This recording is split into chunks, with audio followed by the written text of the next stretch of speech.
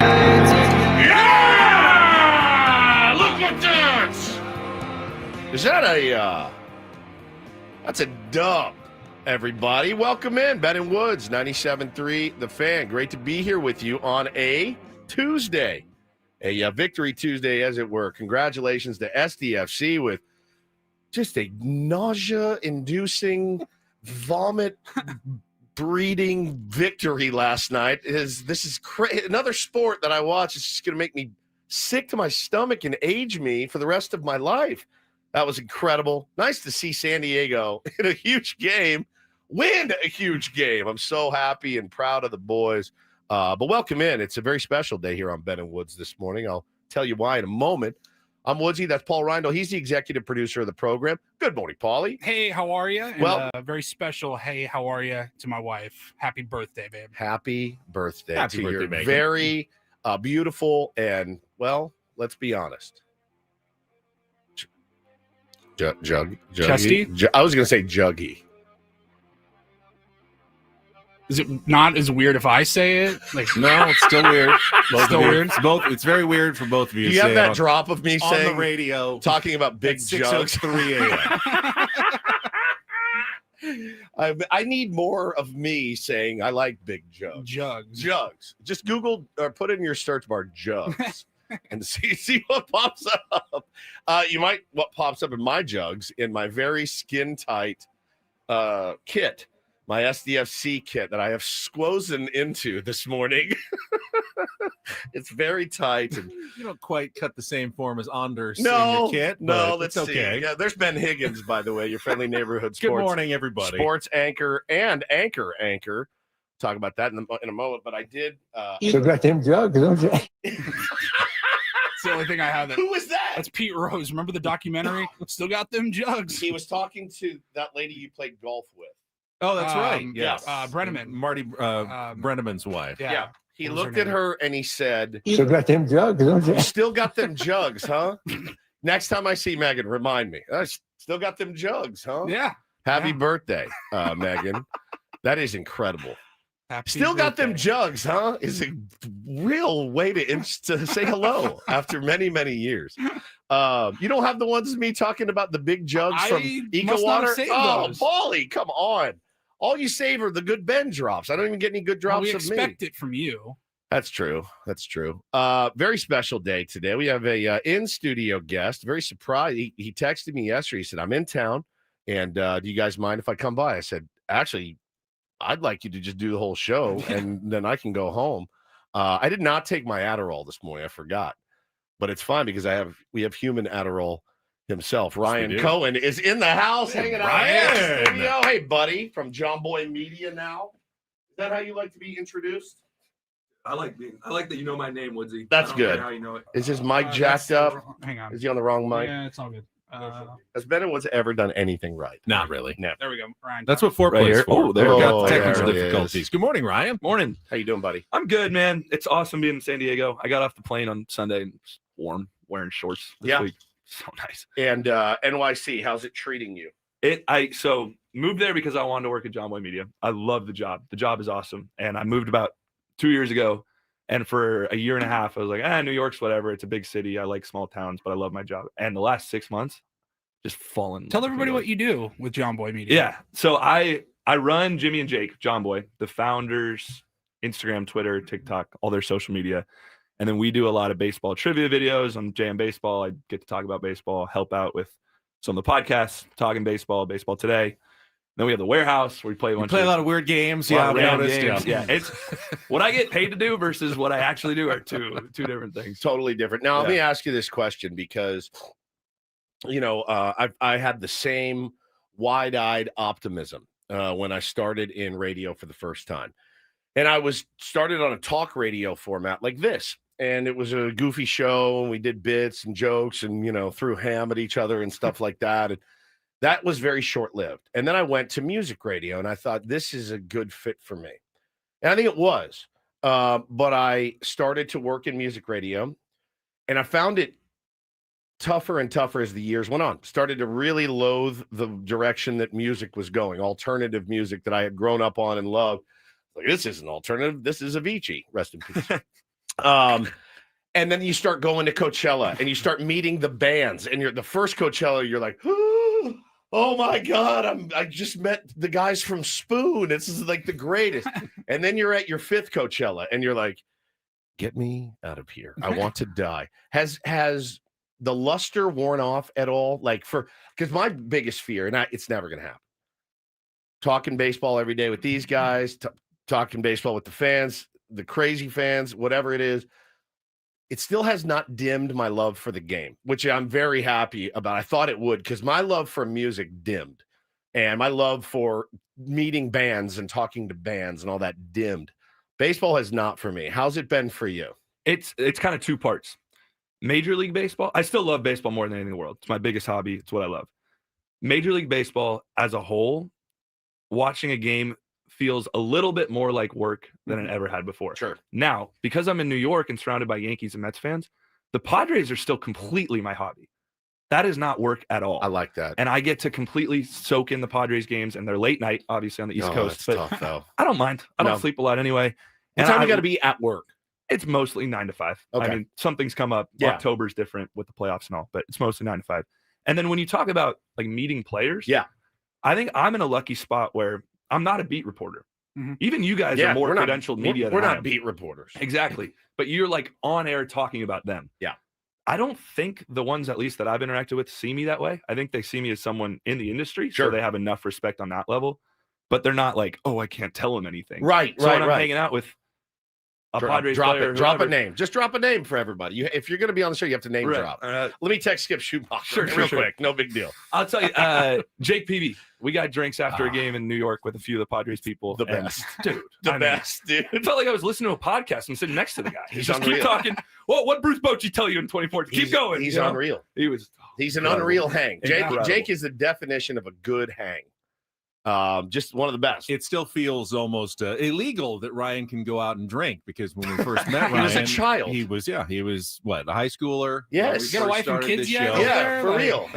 And now he's a grown up, which is amazing. Yeah, for the most part. But what I love about Ryan, everyone knows your passion for the Padres and has seen it. I think most of our YouTubers, and they all know who you are from your, just fandom of the Padres. But you didn't really know what your life was going to be like at 16, 17 when we first met you, and you went out and you pursued your passion, and it's really hard to do that. And I just love that you have been able to, at least at this stage, turn baseball into part of what you do and pursue that passion, and not just go into a 9 to 5. And not that there's anything wrong with that, but it's a really difficult thing to do, and I respect the heck out of you for it. Well, I appreciate that. I mean, there's a ton of luck, and Sure.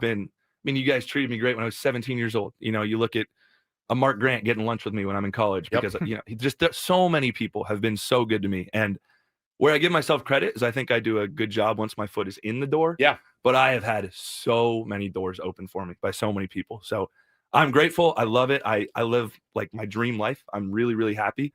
But I don't think it's all me. Do you have a bunch of roommates? No. Solo. One guy. Oh, one guy. I barely see him. Okay. I basically live alone. Ryan, just to cut you off real quick, I hear you. I also personally believe that good things happen to good, hardworking people. Correct. Agree. Yeah. And so, I don't think you're giving yourself quite enough credit. Yep.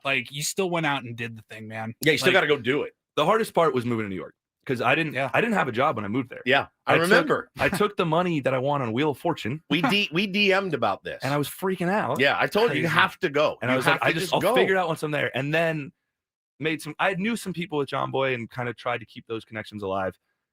Eventually a role opened up, but those first 6 months, lonely, cold, broke.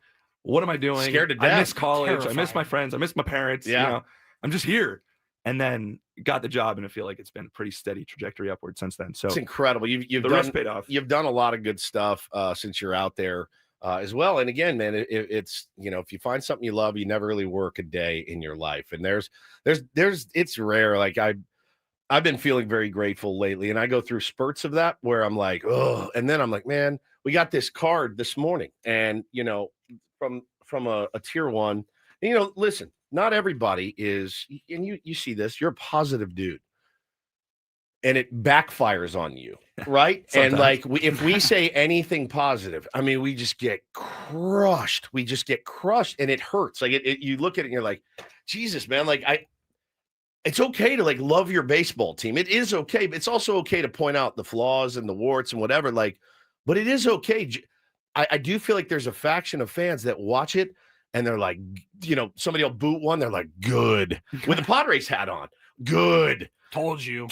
Strikes out with the base loaded. Yes. And I'm like, I can't get my head around it. Twitter's not real. It's not real. It's not real. And not everybody's on Twitter. We got this card, this Thanksgiving card sent to us this morning. Ben Woods and Paul, happy Thanksgiving. It's been such a challenging and unhappy year. But knowing you're there, you three are taking the airwaves most weekdays has helped me to maintain some semblance of a routine. Being able to laugh occasionally, more than occasionally, is a wonderful relief. Thank you. Best wishes to you and your families. Love and laughter from Debbie. Debbie, thank you. Like that little card made our day. Debbie's probably not on Twitter, and it just you're so right when you say it's not real life, because it's not. And I have to remember, this is just a tiny, tiny portion. There's a lot of Padres fans out there that love the team. I love the team, win or lose. They're tough to come by these days. People want flesh, they want bone, they want blood, they want organs. When you interview Craig Stammen for the first time, they're like, no, bring me his head on a pike.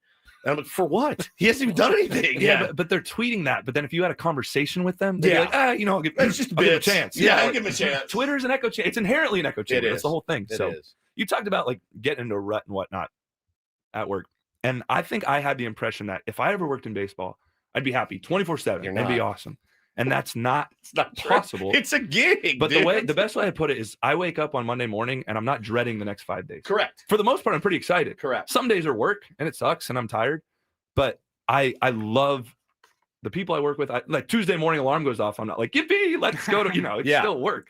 But it is a really fun job. And I feel just grateful that I get to do it, because I know how many kids my age would want to do it, and how much I wanted to do it when I was a little younger. No question, man. We've said it many times. Like Mick Jagger wakes up and he's like, oh my God, I can't believe I've got to play Kansas City tonight and sing Satisfaction again. Like, it's a gig. At the end of the day, it's like, it's work. It's work.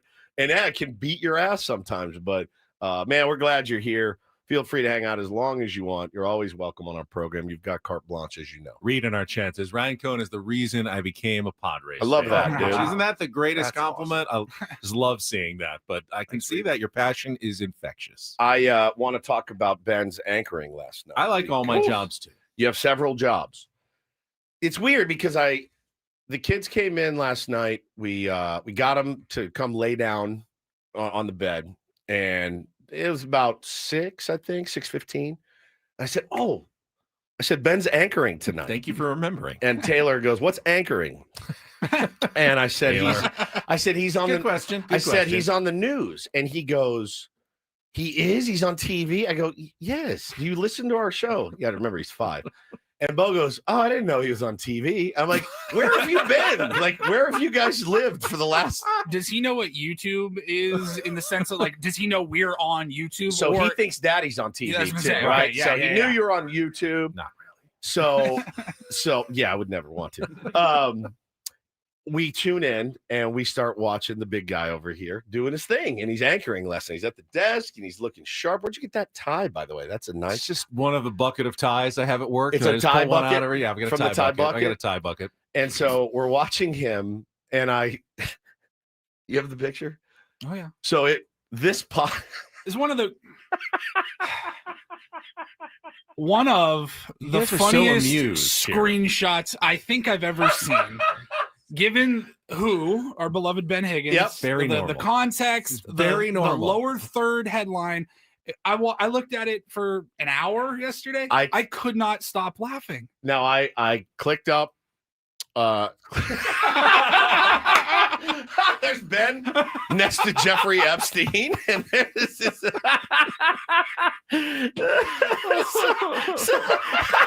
So we all do. I don't. It's not unusual or improper in any way. I'm not in the files. I'm just on the screen that says the Epstein files. Do you look a little? Oh my God.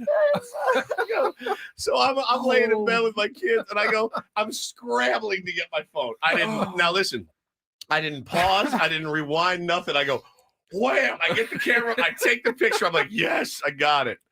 So then, I text the picture to Ben.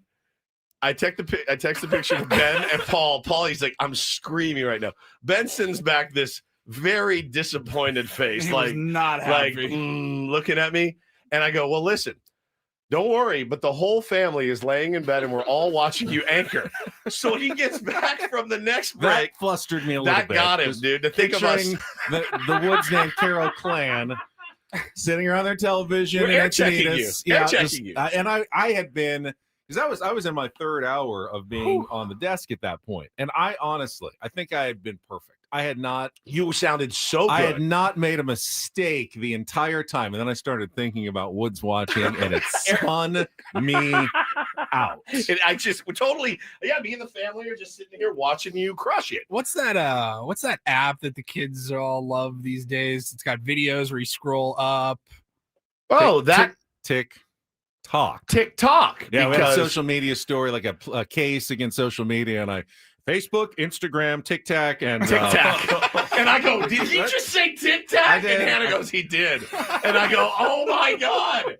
And so 30 seconds later, I get a text from Ben. He's like, you guys got me so spun out. I just said TikTok. And I go, oh, I heard it. Ooh, TikTok. That's how they say it in Wisconsin. I don't want to do the TikTok video. Hey, John, he's on TikTok again. I was screaming. And I go, well, I can't watch the news anymore if I'm going to spin you out. Well, then it was time to switch over to the soccer game, so I was okay after that. Oh my God, dude. It was so illegal. I got the rest of the week. I got the rest of the week on the anchor desk. So if anyone wants to see if I say TikTok again, you can tune into Channel 10 starting at 4:00. I was hoping you would do some sort of bit or like shout out, like to let me know. Like I wanted to shout out Taylor. There's very little chance, outside of the format to kind of riff on television. But I was trying to look for a chance to maybe say hi to Taylor since I knew he was watching. He would have lost his mind. But no, it was hello, Taylor. I'm watching you from my television right now. That's very creepy. Well, see, there's also post the picture again. Paulie. Post the picture again. It was unbelievable. Like the only thing there he is. That picture, the temperature in the corner says 61. If it was maybe 69 degrees, like that's the only way it could have been better. I laughed so hard when you sent that over, and I said to Ben, because I actually pulled up the 10 News. I was trying to go back and just get a clean screenshot rather than the rushed cell phone picture of the TV. And I just texted Ben. I said, "Hey man, I'm sure you have a way to go into the raw feed and get the clean shot. We're going to talk about this on the air anyways. Yeah. I'm going to use the crappy version, that I took, the phone version, or you can just send me whatever." And he played along. I thank you for that. You're welcome. You're a good sport. You should do we should have a signal. When I text you that I'm watching, you can do the old Carol Burnett. I did see some excellent banter between you and Megan Perry. The banter is my favorite part between that's me. We've got 10 seconds after the weather. Do you like segues more or banter more? Oh, he likes segues more because he's not comfortable bantering. See, but I don't get to do my own segues on television. Banter, though, I get to make my own. That's my one chance to really put my stamp on the newscast when I get to chat with Megan and banter for just a moment. And that laugh is just symptomatic of what the banter is. Nothing. So, the key with banter, every dog has his day. You have to be amusing, but never actually funny. Correct. You're not allowed to actually be funny. That's exactly that would be dangerous. You're not doing stand-up up there. You can't actually be funny, but you have to be amusing and a little bit entertaining, but that's it. Don't go any further than that. And you're on again tonight. Oh yeah, well, on again tonight starting at 4 o'clock. San Diego, channel 10 at the 4, 5, 6, 7, and 11. Do you just rehash the same stories? Sometimes we freshen things up as the night goes on. Yeah. Some are replayed, some are different, some are changed. But do you retell the same stories, or do you just play the old? It's a mix of the both. Clip? Yeah, so sometimes we do record some of the 4 o'clock clips to play in later shows, so I don't have to talk for the entire time, which would be a lot of talking, but a lot of it's new, in a different format. Sure. Like one will be a reporter package and then an anchor read on the different show to make it just sound different for a new audience. I was very fascinated by the story of the girl that was killed on the cruise ship. That is quite a story. Found under a bed, under some life jackets, strangled, asphyxiated. Yeah. By probably her someone was stepbrother. He's the suspect, but they haven't been charged for the crime yet. Man. But they are investigating what happened to her on the cruise ship. One of those stories that always captures the attention of the nation. Yeah, absolutely. And local news, we can't resist those kind of stories. I know. It's just death and more death all the time. And Epstein files. And Epstein files. SP Chulabista says, why is there a young guy on the bottom left? Why? That's Ryan Cohen. Ryan, yes. And he's our buddy. He's in town, seeing the family for Thanksgiving, doing that whole rigmarole. And when he back to New York?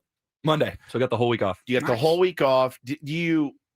Is it like you spend a few days and you're ready to get back? Because that's how when I moved to Chicago, I love my family, but when I go home to Texas, now Texas isn't San Diego. I think that's it. I would be like, I'm ready to get back. New York's also December's great because Christmas time. Yeah, Is I was so going to pretty. say, I've never been to New York. I got to imagine December's probably a pretty fun, cold, but fun month. It's so fun, and you're looking forward to Christmas, New Year, and all that. And then January is just it's brutal. Oh. Yeah, it's miserable. Yeah. It's miserable there. Well, let's get into it. I'm going to take this kit off because A, it's skin tight, and But B, we're just about to start talking about the game. But it's very itchy as well. And what a game it was tight. last night. We will also talk about the Padres news. You've been asking, you were begging essentially for a new hitting coach and a bench coach. Both reportedly have been hired. We've got some thoughts. We also, like the rest of you, don't know all the details yet, but we will share what we do know. Kind of blows your theory, doesn't it? Your theory that you told me yesterday was that they had already been hired? Well, they were hired. No, that they would put out a press release in February. They still will. They have not put out a press press release yet, and they probably won't until February.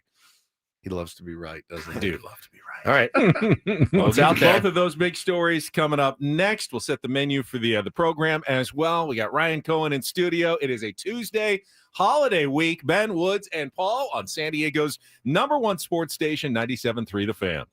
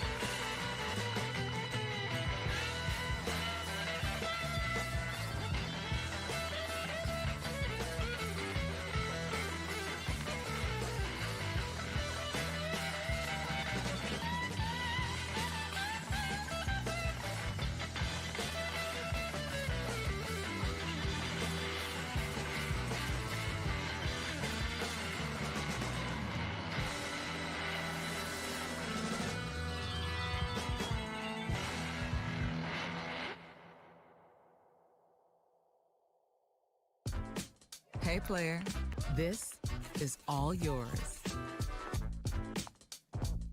This room with this view. This speakeasy with this cocktail. Hey, could you make that too? The spa with this. Ah. And this pool on this roof. This is all for you. The all-new Hamul Casino Resort, now open.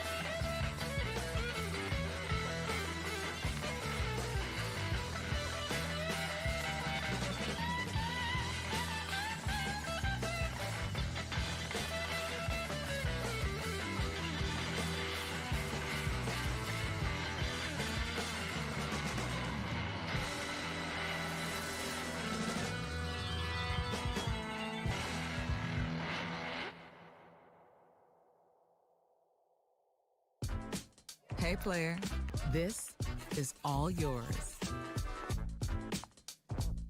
This room with this view. This speakeasy with this cocktail. Hey, could you make that too? The spa with this. Ah. And this pool on this roof. This is all for you. The all-new Hamul Casino Resort, now open.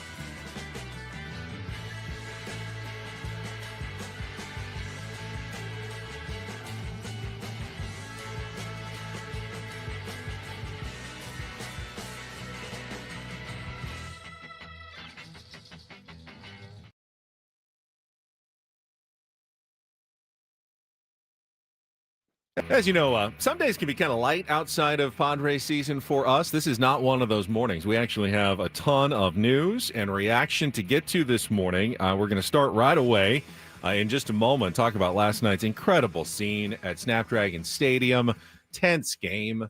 I do believe baseball and soccer, I've come to learn this year, there is a certain similarity in the tension of those sports.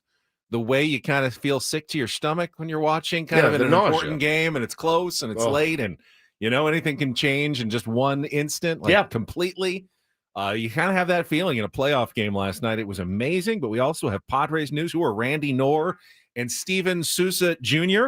We'll talk about the new coaches that were reportedly hired by Craig Stammen for his staff yesterday. We'll do all of that here before the top of the hour, and then whoa, if you were watching the other game last night, San Diego State at Michigan, what an unbelievably poor performance by the Aztecs. Not coming back from their loss to Troy in any impressive fashion as they got obliterated by 40 points last night. So Dutcher-like, that was more embarrassing than how they played to North Carolina in the tournament. Game. It really was awful.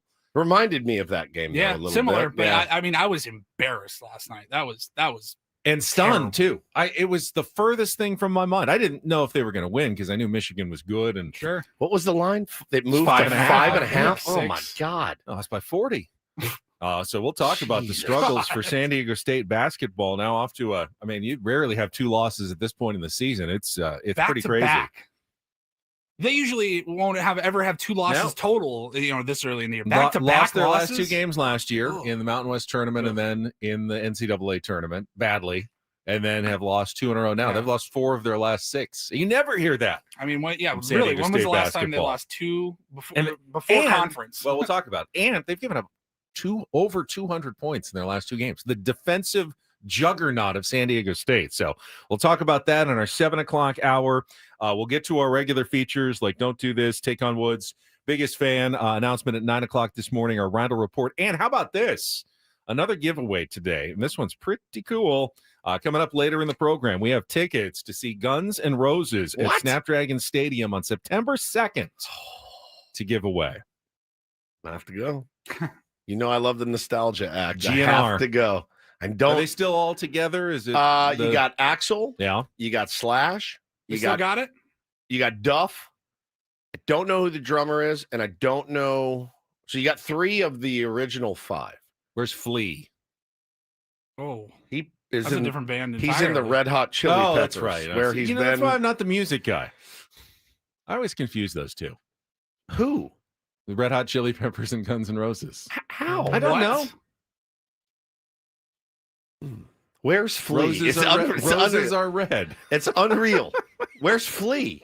Flea is playing with his band, the Red Hot Chili Peppers. Okay. So you got 3 of the original 5. What happens with the nostalgia act is the one thing you fear. You know what it is. It's the lead singer. That's what, when I went to see Oasis, I was like, I know the band's going to sound good. Can Liam still sing? Crushed it. Absolutely crushed it every single show. Where's Flea? They just wrapped their tour. Axel was a tough listen in 87. Okay? He was a tough.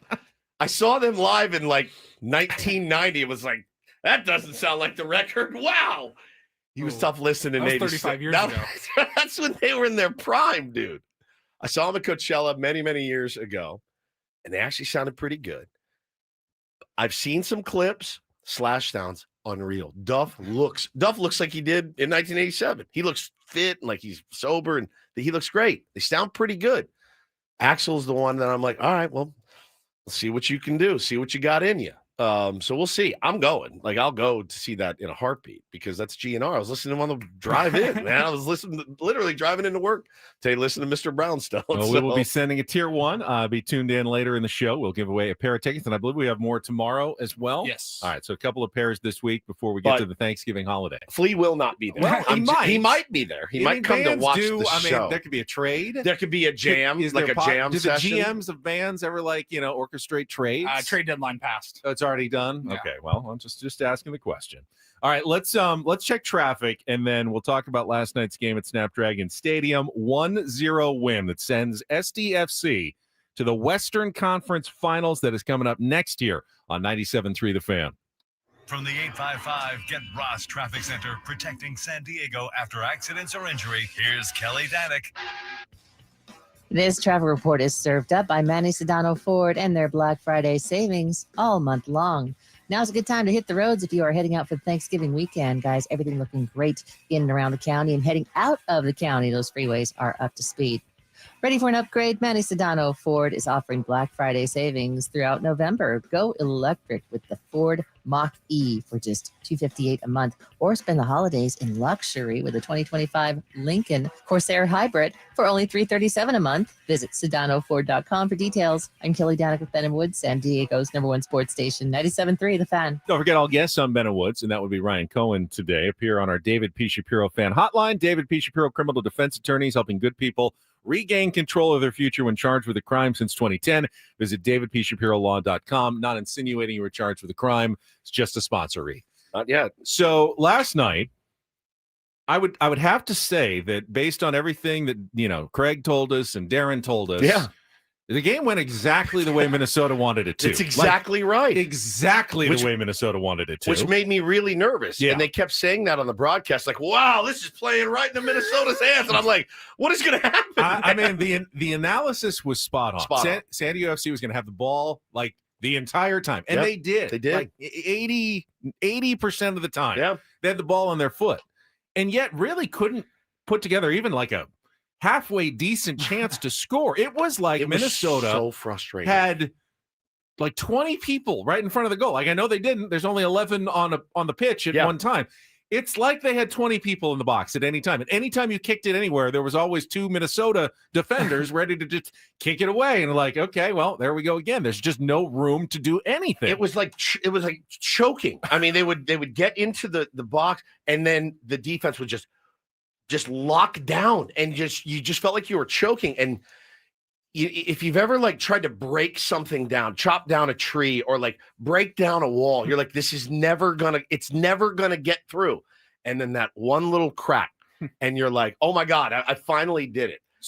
It was an incredible display of defense by Minnesota. So halftime arrives, and I'm doing my anchoring and watching at the same time, and I heard the announcers mention that at halftime, the Minnesota coach got a yellow card for bumping Mikey Varas. Yeah, went after Mikey Varas. A little Dave Roberts, Mike Schilt situation going on here. Put hands on him. Well, I mean, what was going on there? We never got a full explanation. They never talked. They didn't explain it. Of what went on. But, the second half gets even more chippy. You got yellow cards on both sides. Well, Minnesota came out in the second half and at that point, I thought, we're going to lose. Yeah, we're going to lose. They had chances, including what looked like a sure goal when what was it? Lude got the ball past Pablo Cisniega, and it's an empty net. It's there. You got to pass the goalie, and Ian Pilcher comes sliding in right at the goal line. One of the best plays I've seen in sports. Can't use his hands, so he stops it with his legs, avoids touching it somehow with his hands because that would have been a penalty kick. Yep, and is able to clear the ball. It had to be the save of the season by a defender in MLS. Saved our entire season. The whole season saved on one sliding play. It was that to me is the best of soccer. You're not going to see anything more exciting than that. And then Cisniega made a big save a few minutes later, and 60 some odd minute. Was that the save where he came out of the box? They had a breakaway. He tripped and fell on the sand because of course the Aztecs football game. The field was not in good condition. The crappy field. Yeah, and they talked about it afterwards. He was as he was falling, he managed to get his body right in front of the Minnesota player. It was breakaway. It was over. And as he's falling down, he gets in and blocks it, gets the ball. I'm screaming. I'm like, I cannot believe those two. I mean, those two total plays of the game. And then the goal was just gorgeous. I mean, it was just a gorgeous, gorgeous goal. I watched that game early, Ben, and I thought the same thing that you did. I said, this doesn't look like the SDFC I've been watching. I think they're trying so hard to play their style of football, but Minnesota, you have to give them a ton of credit. I mean, they played such good, stifling, choking defense. It was so cool to watch, though, but they never quit, man. And then you had the Corey Baird back heel touch, to save it from going over the line, and then to finally The one time there was like open, I was stunned. There's open space in the box. What happened to Minnesota? And Anders Dreyer was there. And I was crying at the Corey Baird heel kick pass backwards because, well, I've got a 7-year-old that plays soccer. He does that pretty much every time he gets to the ball. He tries to heel kick it backwards to somebody and to see it. And that's what led to the goal. And it was a cannon blast. What do you think the velo on that was? Like 90 miles an hour. I don't know if they put a radar gun on those things, but God, Dreyer said after the game that the only thing he was thinking about, because you got a net there, you go, do I juke him? Do I go left? Right. Do I look for the open spot? And he decided, no, I'm just going to kick this as hard as I can. And I think he caught the keeper, Dane St. Clair, who, as Craig told us, best keeper in the league, and he was awesome again, but it was just too fast to stop. It was there. It was right next to him, but he just could not react fast enough to get his hand up because Dreyer hit that thing so bleeping hard. And it just found right into the back of the net in the corner. And that was it. Once SDFC had the lead, as Craig told us, it was going to be very hard for Minnesota to come back. And, they went into a bit of a defensive shell, had a couple of sort of dicey moments. They did. It was dicey. But they got it done. You bring in De La Torre and you bring in Chucky Lozano to help you close it out. It's weird to me, too, because I know that whatever happened with Chucky and Mikey and the team obviously was a huge story. And it cost him his starting job. Like, we know that. Chucky Lozano was going to be the premier face of SDFC. It's now Anders Dreyer, and great. Like, he's absolutely earned that. It's even Pellegrino more than Chucky. But this role that Chucky has, when you see a guy come on like that, it's like having Mason Miller walk in. You feel like, okay, get it on his feet. Did you see how quick he is and how fast he is and how he can weave and whip around 5-6 guys at a time? To have a guy like that come off the bench fresh with 15-20 minutes left to play to help close that game out was elite. It was elite. It's elite managing. The irony is that SDFC dominated much more in their last game against Minnesota when they lost 3-1. They had way more shots, way more chances to score, but ended up losing that match 3-1. This game was much more even. In fact, I think the stat of the match, do you know how many shots on goal San Diego FC in 90 minutes? One goal. The goal. That was their shot on goal. That was it. They had no other shots that were really targeted at the goalkeeper. St. Clair had 0 saves, one shot on goal, no saves. That's the goal. SDFC, 4 shots on goal for Minnesota United. Only 3 saves because obviously Pilcher. One got past him, but Pilcher was there to stop that other shot on goal, and that was the difference. It's one of the most clutch plays I've ever seen. And again, getting over to knock that ball away or to stop it from going in the goal is one thing. The wherewithal to not touch it with your hands and the body control of being over the ball and still, not touching it with your hands was. I couldn't believe how clutch that was, how incredibly athletic it was. I was so impressed. Another key, we saw and we were warned how good Minnesota was on set pieces. So free kicks, corner kicks, and there were a couple really dangerous ones, couple early in the game, couple in the second half where they kicked it in there and your heart starts beating. But SCFC only gave a 1 corner kick the whole game. Yep. So, that's where Minnesota, their bread and butter, they make their money. And SDFC did a good job not even giving them those opportunities to score off of set pieces, especially on the corner, allowing just 1 the whole game. So the next game, the Western Conference Championship is 4 days from now. Is on Saturday night. This is the weirdest playoffs. You play 3 weeks. You take over 2 weeks off. You play, then you play 4 days later in another elimination game. And that's going to be at Snapdragon Stadium at what time? 6 o'clock on Saturday. 6 o'clock on Saturday. Your old pals, Ben Woods and Paul, we're going to be at a sporting event Saturday. It won't be. Big one. A big one, but it won't be the SDFC match. We're going to the wrestling. We're going to go do it. We talked about it for months, and we finally made sure that we were going to be in the building. Yeah. Yesterday, found out. This will be your first foray into the world of wrestling. Never been to a wrestling match before. Never really even watched it on television. Never really watched it on television. You know the principles. Sure. Some of them. I mean, I know names. You know names, right.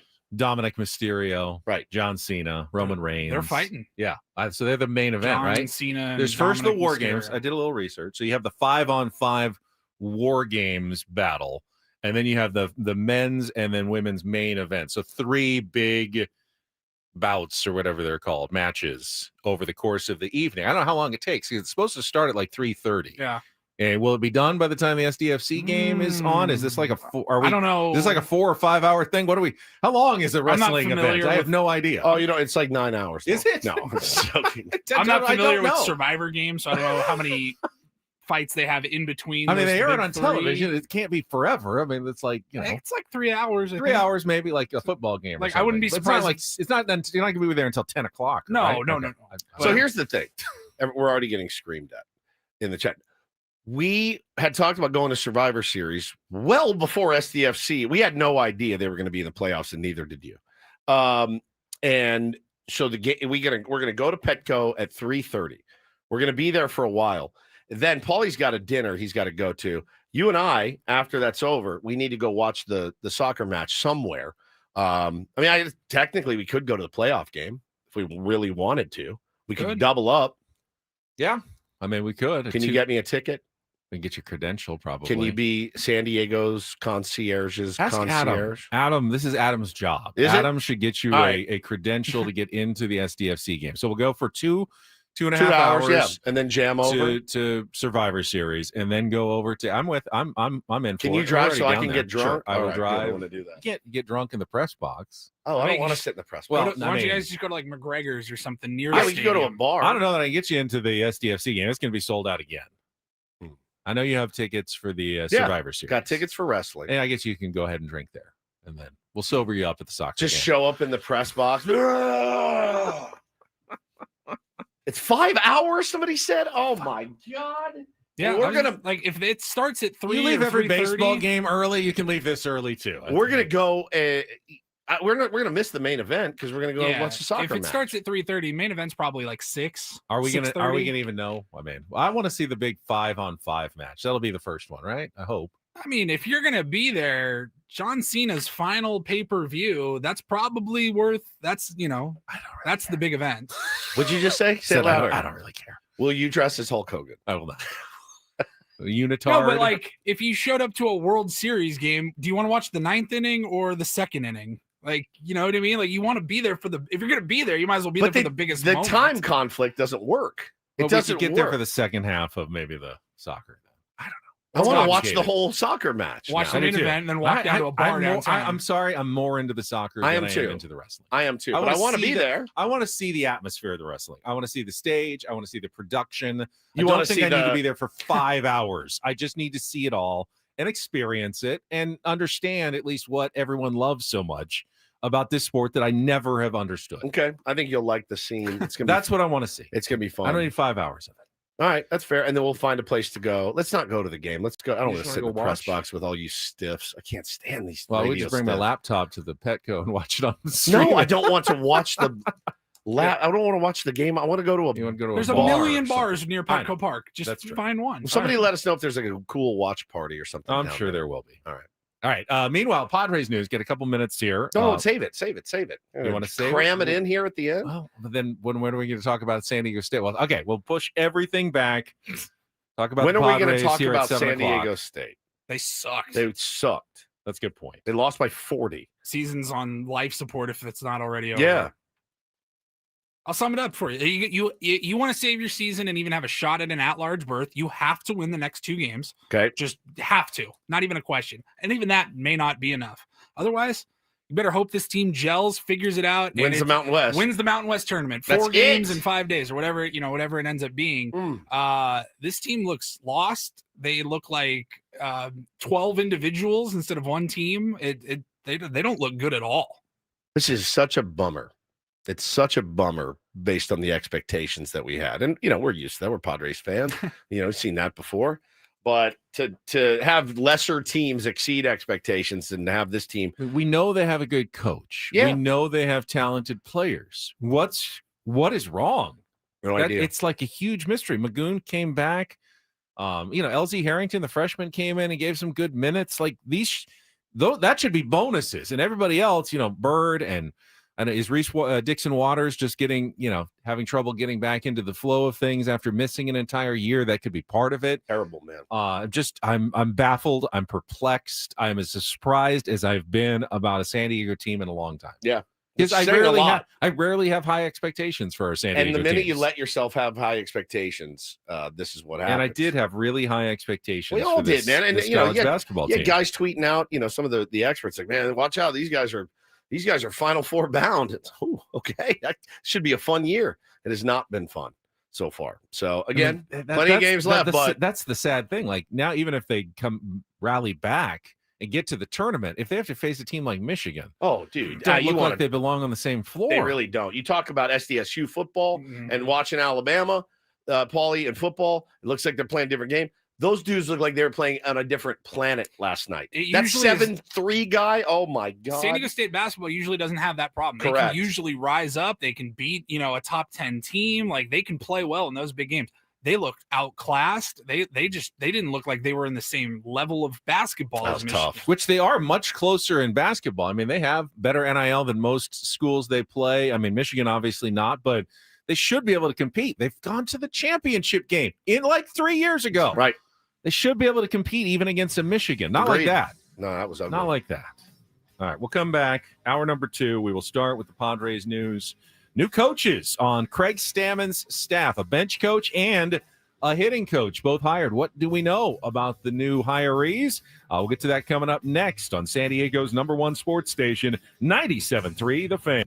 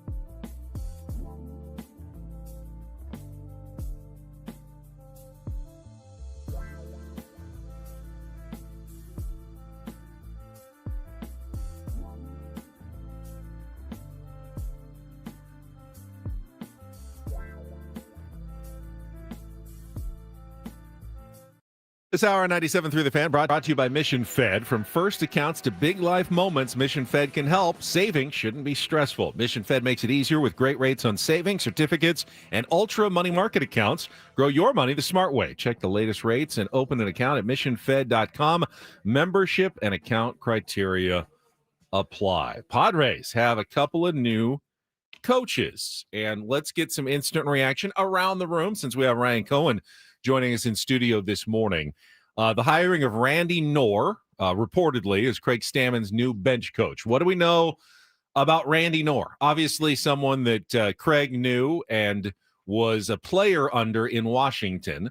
He was the bench coach for the Nationals, first under Davey Johnson, then Matt Williams. He stayed after the transition for about 4 seasons when Craig Stammen was there in Washington. So presumably someone he's known for a long time and someone who can be a bench confidant, someone that he trusts and, can sit next to him and help him make some big decisions. Yep, I remember him as a player. Randy. Yes. Was he a catcher? I don't remember Randy. I remember the other coach, Steven Sousa Jr. Oh, of course, the I hitting remember coach. him. I remember him. I don't remember much about Randy Knorr. He was as a player. A catcher. Yep, I knew I remembered him. Blue Jays. Yeah, okay. Like, your bench coach needs to be somebody that you relate to, not, hey, man, I got this guy. Hope you guys hit it off and go out and dominate together. It needs to be somebody that you know, somebody that you trust, somebody that you can lean on. Having talked to several bench coaches in our career, they said it's really one of the toughest gigs because you are essentially a middleman. That's what your job is. And you have to be okay being a middleman. The bench coach is a conduit sometimes from the players to the manager, because not every player feels 100% comfortable going up to the manager and saying, I'm not happy with my role or whatever it is. I don't think you're using me effectively. They do feel comfortable going up to it's almost like a snaky position. And that's kind of what it's designed to be.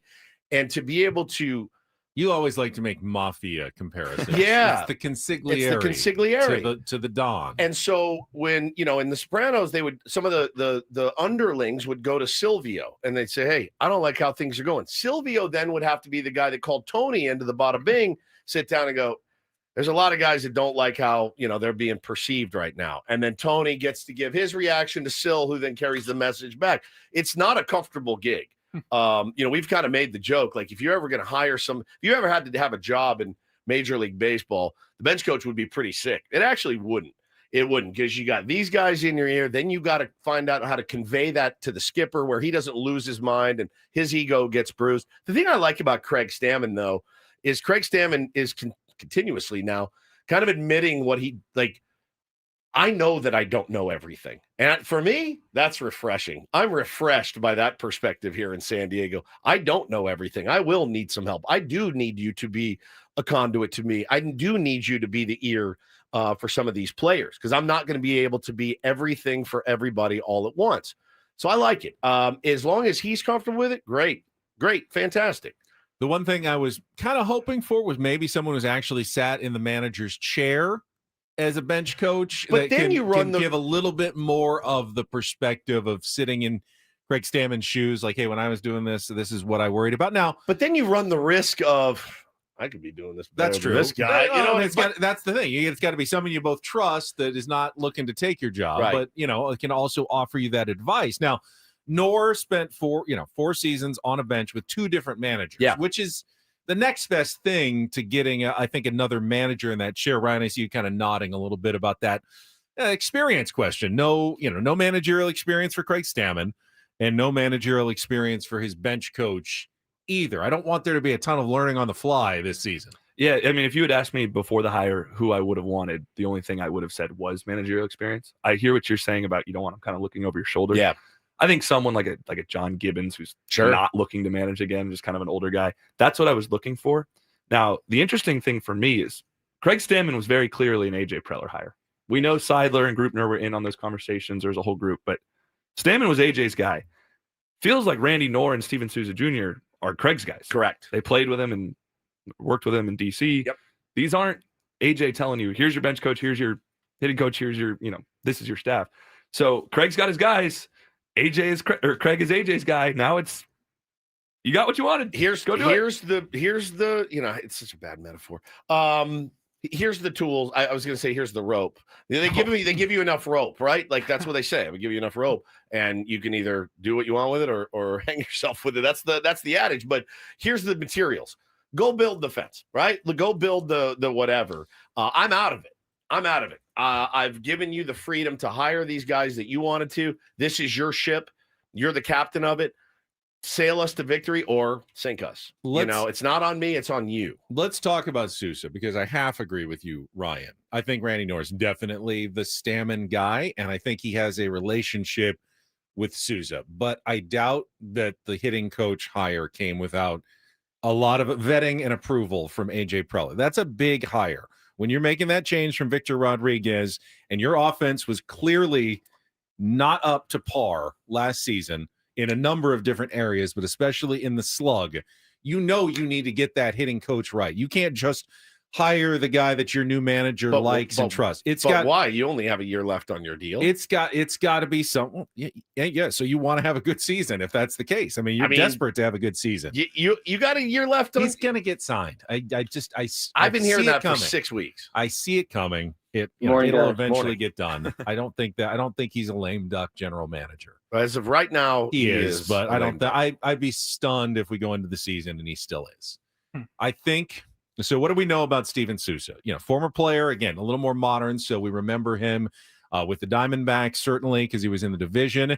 After retiring in 2022, he started his own baseball instructional program up in the Northwest. And then last year, he was a special hitting advisor for the Tampa Bay Rays, a team that is known, an organization that is known for great development, great coaches, and always seems to get more out of their players than just about any other team, at least per payroll, the Tampa Bay Rays. So kind of a good sign that the Rays saw something in him. Now, first coaching job really of any kind, especially on the big league level for Sousa. So he is definitely an untested commodity. He's not the big established name hitting coach that I think a lot of fans were looking for. Yeah, my initial reaction was, oh, great. But then, again, you take a moment, take a pause, you do a little bit of a deep dive into Steven Sousa. Again, he owns the facility up in the Northwest, has worked with a ton of hitters, is data driven, I think, which is really, really important. the as much as, some of our friends on Twitter like to say, hey, it's simplified, see ball, hit ball, man. It is just not that simple really at any level. And I like that he's data driven. Again, does Steven Sousa Jr. walk in day one, and is like, Manny, come here. I got to fix it. I know exactly what you're doing wrong, or I know exactly what you're doing right, but let's make it better. I have no idea. This is going to be a really tough climb for Steven Sousa. But how much pause do you have in them hiring somebody unproven for that position? And I saw, of course, the doesn't really have the career to support the hire. Yeah, but no hitting coach does. Who's the best? I would counter that any proven hitting coach who knows exactly what they're doing already has a job. They got a job. The only people who are available are the ones who either haven't done it yet or have been fired because they were doing a bad job somewhere else. Yeah, that's your candidate pool. So when you think about that, going with a guy who's up and coming and new but needs an opportunity makes some sense. It's embarrassing to admit, but honestly, it's like, oh, you were with the Rays? Okay, I'll check mark in your favor, because again, they squeeze every drop out of every lemon that they have, and they do it with data. They're a data-driven organization. That made me happy. I did see, I did a little dive on his facility. His facility isn't just tees and front toss. He's got data machines in there. He's talking to kids about launch angle and exit velo and things like that. So like, he's data-driven. He knows the modern game. He did have a comment. Somebody threw a comment in my face from like 2015 where he's like, look, I'm at this point, he was in a slump, and he's like, I'm keeping analytics out of it. I'm just trying to see ball, hit the ball hard. Yeah, you're talking to a player in the midst of a slump that's trying to simplify, and maybe the analytics he wasn't understanding, or they weren't connecting with him at that time. But, that was 8 years ago, something like that quote came out. So, look, I'm willing to give the guy a chance. And frankly, the main reason I was willing to give him such a shot and a thumbs up was because of the organization he came from. That's really it. If you had told me he was a hitting coordinator with the Pirates, I would have been like, what are we doing, dude? Right? And I don't know why, but just because they're not or the Rockies, not a good data-driven organization. But the Rays, they know their stuff. They wouldn't pay a guy a nickel. They wouldn't pay a guy a nickel in that organization if they didn't think he would help them. You hired Craig Stammen ultimately because you trusted the person and his baseball judgment and acumen, correct? Yeah. Well, your first thing is you got to trust him at least a little bit in then picking other guys that he thinks are going to help his San Diego Padres team. This is normal. This is how managerial and coaching hires work. It's actually the most abnormal part of it is how many coaches are sticking around for the San Diego Padres. Normally you have a manager leave and you hire a new manager. It's an entirely new staff. But in this case, the Padres are keeping, a lot of consistency with Ruben Niebla and Ben Fritz, coming back and really anchoring the staff. We obviously heard that Ruben's going to have an even increased voice and role within the organization. Brian Esposito, by the way, who was the bench coach, is not leaving. He's going to remain in the Padres organization in a role that they have not announced yet. So it's going to be a lot of familiar faces. I think David Macias is sticking around at first base as well. They are close, according to Kevin Acee, to hiring a new third base coach, but that one has not been announced or decided on yet to replace Tim Leeper. But after that, it's pretty much the rest of the same guys that they had last year. Yeah, and if you look at Sousa's career numbers, again, that was thrown in my face. Oh, well, this guy couldn't hit. Great. Neither could Kevin Long or David Popkins. Exactly. It's like Ted Williams was like the worst manager of all time. It just doesn't correlate all the time. It just doesn't. And again, I know Albert Pujols is still out there. I'll say that again. Albert Pujols is still out there. We didn't hire him. Somebody else could have. Somebody else could have brought him in. I mean, I know he's going to be with the Angels because they're paying him $100,000 to be the special assistant ambassador or whatever he is. But nobody else has come knocking on his door to be a hitting coach or a manager or anything like that. And that's not a knock against Albert. Albert's going to the Hall of Fame. I'm just saying, like, there was something in that 9.5-hour interview that, for whatever reason, whether it was money, whether it was fit, whether it was philosophy, that didn't jive with what AJ Preller wanted. So Stammen got his guys. I'm excited to see what they can do. And again, I think it's just the good news is like, it's going to be hard to get worse as an offense next year. I say that, knock on wood. It'll be hard to get worse next year. And I'm, I would love, my dream interview today would be Steven Souza. That I would love to talk to him. I can't wait to meet him in spring training. I liked him as a player. He had some dog in him. He had some fight in him. I like that kind of attitude. And I know that does go a long way with the guys in the clubhouse. Also, if memory serves, he's a pretty damn good outfielder as well. Pretty good outfielder. Like, you get some of those ears for Jackson Merrill to chew on a little bit, Ramon Laureano, and of course, Fernando Tatis Jr. probably doesn't need much help out there, but I like the hire. I do. The Randy Nora one was just, I was like, well, all right, that's your buddy, and hopefully he works. And, I think we mentioned Brian Esposito's name on the show last year in the entire season, maybe once, maybe twice. So your bench coach is your bench coach, but the hitting coach and the pitching coach are, we know what the pitching coach brings. What is this guy going to bring? It's his opportunity. I'm excited about it. And again, I don't know that the Souza hire is any more than a coincidence that Stammen played for him for part with him in Nationals, just for part of one season when Souza was a rookie. I doubt he's like, I love what this rookie brings to the table. Doubt that you someday, buddy. I doubt that a rookie made that much of an impression. Well, I saw it in Ryan Cohen 10 years ago. That a guy out in the bullpen is going to go, one day when I'm a future manager, he's my guy. This kid is going to be my hitting coach. So I don't know that that's any more than a coincidence that they played together necessarily. That rookie Steven Souza, if I remember correctly, I think it was the last day of the season, made a diving catch with 2 outs in the ninth of Jordan Zimmer's no-hitter. Unbelievable. He was also saw that and he's like, that's my hitting coach. You talk about respect, and does he have to earn it from Manny and Fernando? Absolutely. But I think just being a recent player 100%. With a relatively long career, the numbers aren't crazy. 100%. I think he's ahead of even a David Popkins. As far as just respect when you walk in the room. Yeah, now, I agree. Popkins has earned it, surely. Yeah, he's amazing. San Diego kid as well. But I think you're absolutely right. But no, listen, we'll see what he can do. He's got – good thing is like he's coming onto a team with some talent. You know, he's not starting over with the Rock. He's not starting his first job with the Rockies. He's got some guys. Now, with that, as we know, we've talked to these guys for many years. They're set in their ways. They are absolutely set in their ways. No. This works for me. This is what I'm going to do. All you can do as a hitting coach is offer. Here. This is what I'm seeing. I get the sense it's almost like a parent trying to get their kid to eat something they don't like. You got to trick them into it almost like, or convince them that they do like you green beans. Oh no, you do like these green beans. I welcome you to come to my house. I try to trick one of my children into eating something. It's a hard job. It's like you have to sneak in a little bit of your philosophy without telling them that they're doing anything wrong or change. You act like we're not changing anything, but then you subtly change some things. What's funny is the difference in baseball and football. Because a football coach would come in day one, sit the guys and go, you were the worst offense in the league last year. We're going to break everything down, and we're going to be number one. Like baseball, you have to walk in and be like, you guys are pretty good. You're talented. Anything I can do to help? It's really kid gloves with baseball players as opposed to football. They might not like green beans, but big leaguers like results. They love results. They love, and when they see results and when they see, their slumps shortened by, like, I'll never forget the Dalton Varsho quote.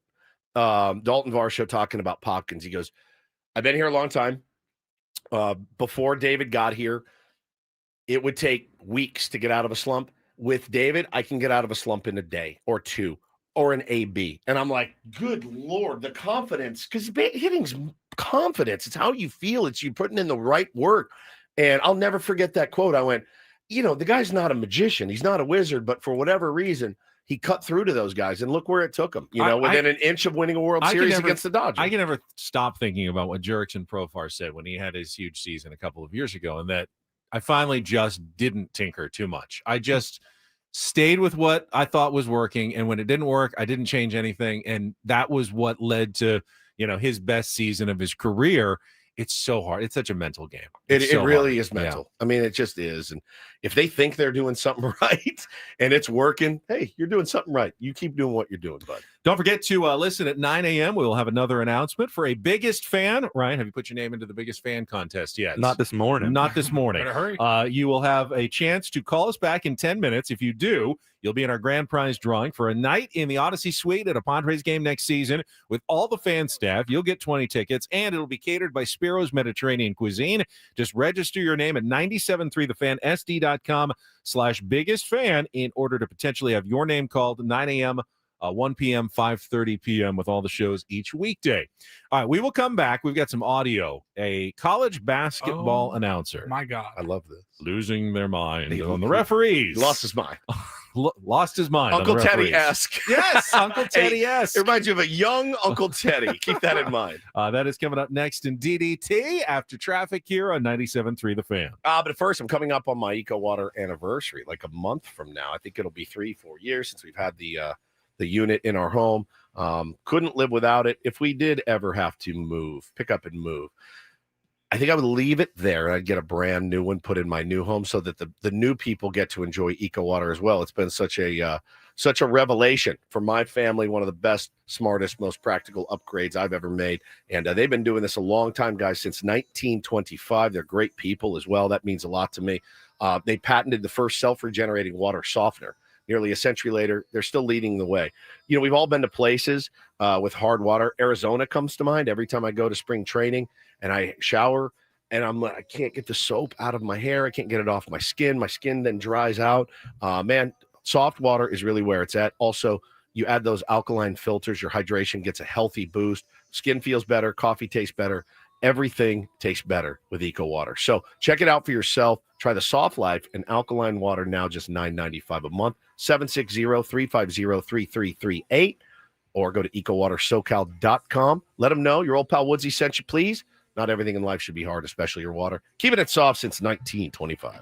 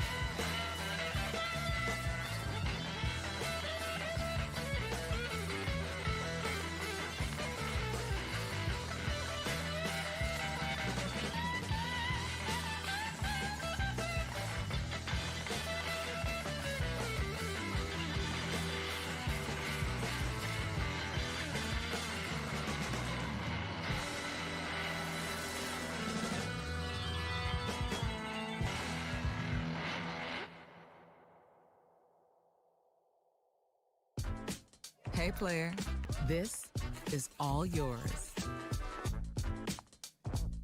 This room with this view. This speakeasy with this cocktail. Hey, could you make that too? The spa with this. Ah. And this pool on this roof. This is all for you. The all-new Hamul Casino Resort, now open.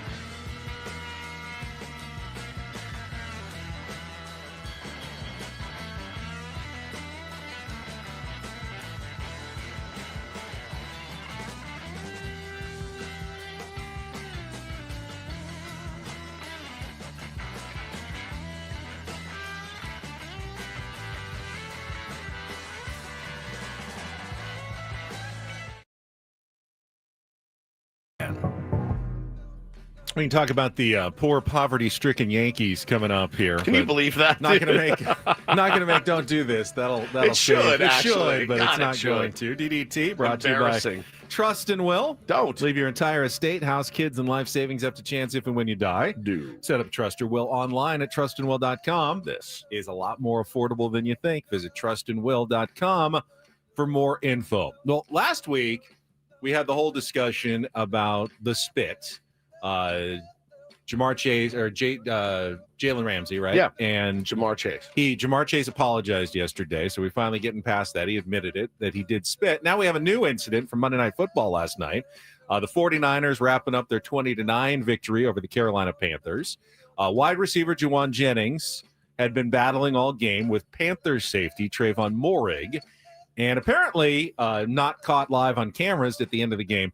Moehrig just decided to punch him in the junk, essentially. In the ding. I mean, it's like just a right cross. Yeah, right. Boom. And then, of course, what everyone sees after the game is Juwan Jennings then just getting a slap across his face mask as kind of the retaliation. But that was why he did it. And actually, Coach Kyle Shanahan said of his player, he said, I was really proud of Juwan for not losing his mind out there and actually getting to the sideline, even though he may be facing a fine or even a suspension, both of them, for what they did on the field. I feel like if somebody hits you in your manhood or spit, those are two, like we've talked about, spitting in my face. Oh, Paulie had it on the stream there. Yeah, dude.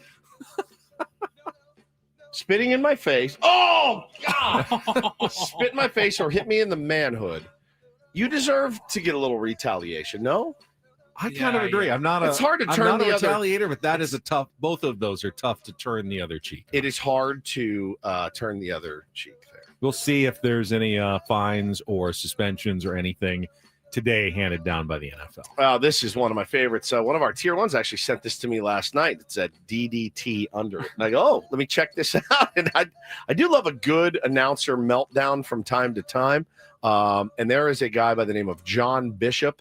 And let's just say he's a big Creighton. He calls the games for Creighton. And he was very, very upset about a certain call that went down yesterday in the Creighton and Baylor game. 2 minutes left in the second half, Creighton trailing by 6. Check this out. Shot clock. Carr into the paint. Missed the dunk. And a fucking foul. What are you talking about? That was 2 seconds after the play ended. Carr driving. He's outside the circle. He's outside the circle and he's set. He was outside the circle and he was set. Brett Smith blew it.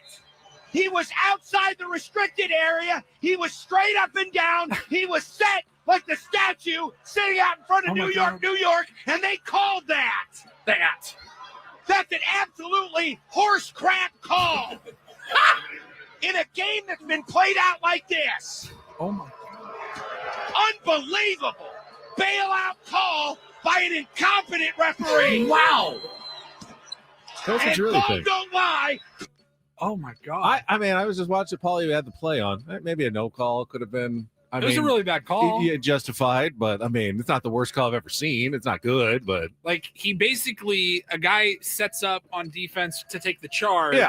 And the guy dribbling the ball just kind of goes around him. Yeah. Doesn't actually ever really touch him. like a no call would have been better. And I they think. called a foul and one. Not a good call, but that was listen, a reaction, though. Listen to it again. All I pictured was Chris Farley, like the way he delivers it. That's when you blow it. Like he sounds just like Chris Farley. Listen when it gets towards the end. Carr into the paint, missed the dunk, and a fucking foul. Like that guy too. What are you talking about? That was 2 seconds after the play ended. Carr driving. He's outside the circle. He's outside the circle and he's set. He was outside the circle and he was set. Chris Farley. Brett Smith blew it. He was outside the restricted area. He was straight up and down. He was set like the statue sitting out in front of New York, and they called that. That's an absolutely horse crap call. Horse crap. In a game that's been played out like this. Sounds just like Chris Farley. Unbelievable bailout call. Richard, you're a riot. I just got like the statue outside of New York, the Statue of Liberty is what he was going with there. That's when I blow it. Let me tell you why I suck as a salesman. That ref's living in a van down by the river. Should see it. Should I call that guy and tell him to relax? Yeah, like I did that Karen on the side. You can do that. Hey, relax. It's just relax. Buddy, it's just basketball. It's just basketball. Just relax. Oh boy. Excuse me. Oh. You ever do this? I do. I have a weird one. DD mega doo-doo. This is probably the first time ever we've had to do this story for a player who failed his NFL drug test. Oh. Because it saved his life. Oh. Wow. Denver Broncos linebacker Alex Singleton was recently selected for a random mandatory NFL drug test. Okay.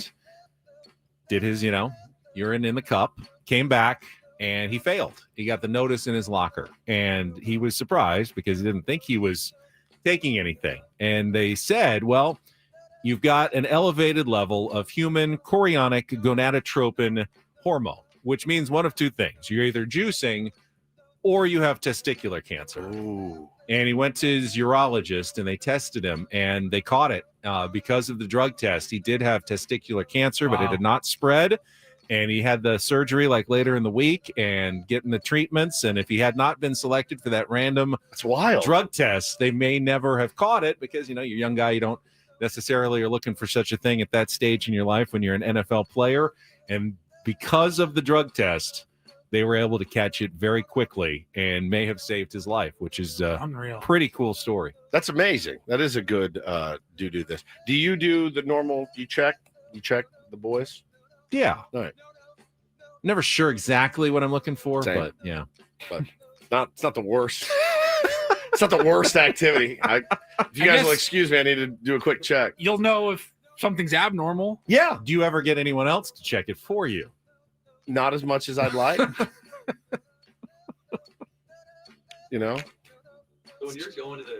when you're going to the urologist after a failed drug test, are you hoping you have Right. That's that's a the good other question. thing. It's like, bro, I didn't take I didn't take anything. Like, anything. this could only be the worst. Ugh. That's an interesting question. But at least, again, it's very treatable if you catch it in time. I had one of my best friends from since I was in 8th grade had it, and he's got one boy left, and he caught it early, and they took care of it. But yeah, you got, gentlemen, make sure you are, Yeah, that's Singleton's message. He said he said, quote, "I don't like going to the doctor, but now that I've learned how quick it is, how easy and how detectable it is, he recommends everybody get screened, get checked, don't put it off, because you never know." And this time that may have saved his life. It's good advice. When that's don't and do this for a Tuesday. That was Don't Do This with Ben and Woods on 97.3 The Fan. You want to talk a little bit about Hal Steinbrenner?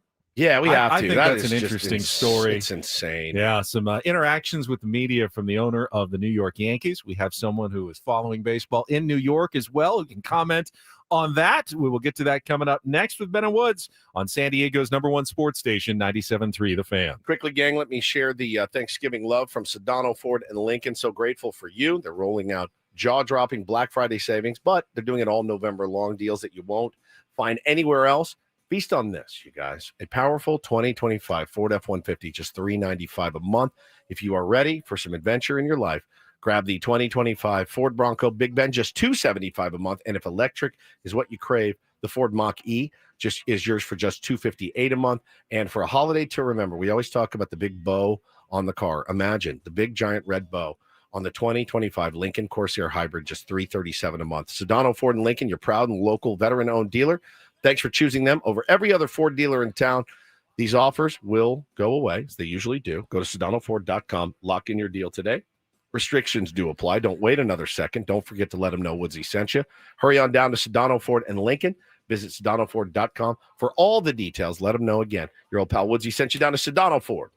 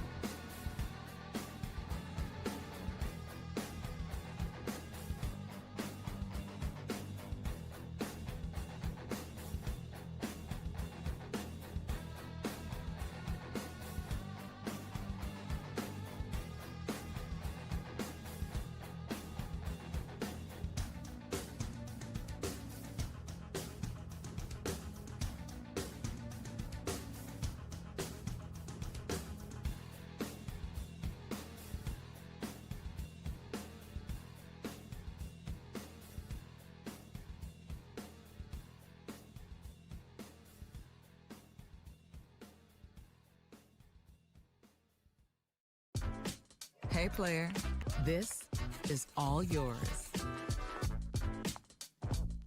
This room with this view. This speakeasy with this cocktail. Hey, could you make that too?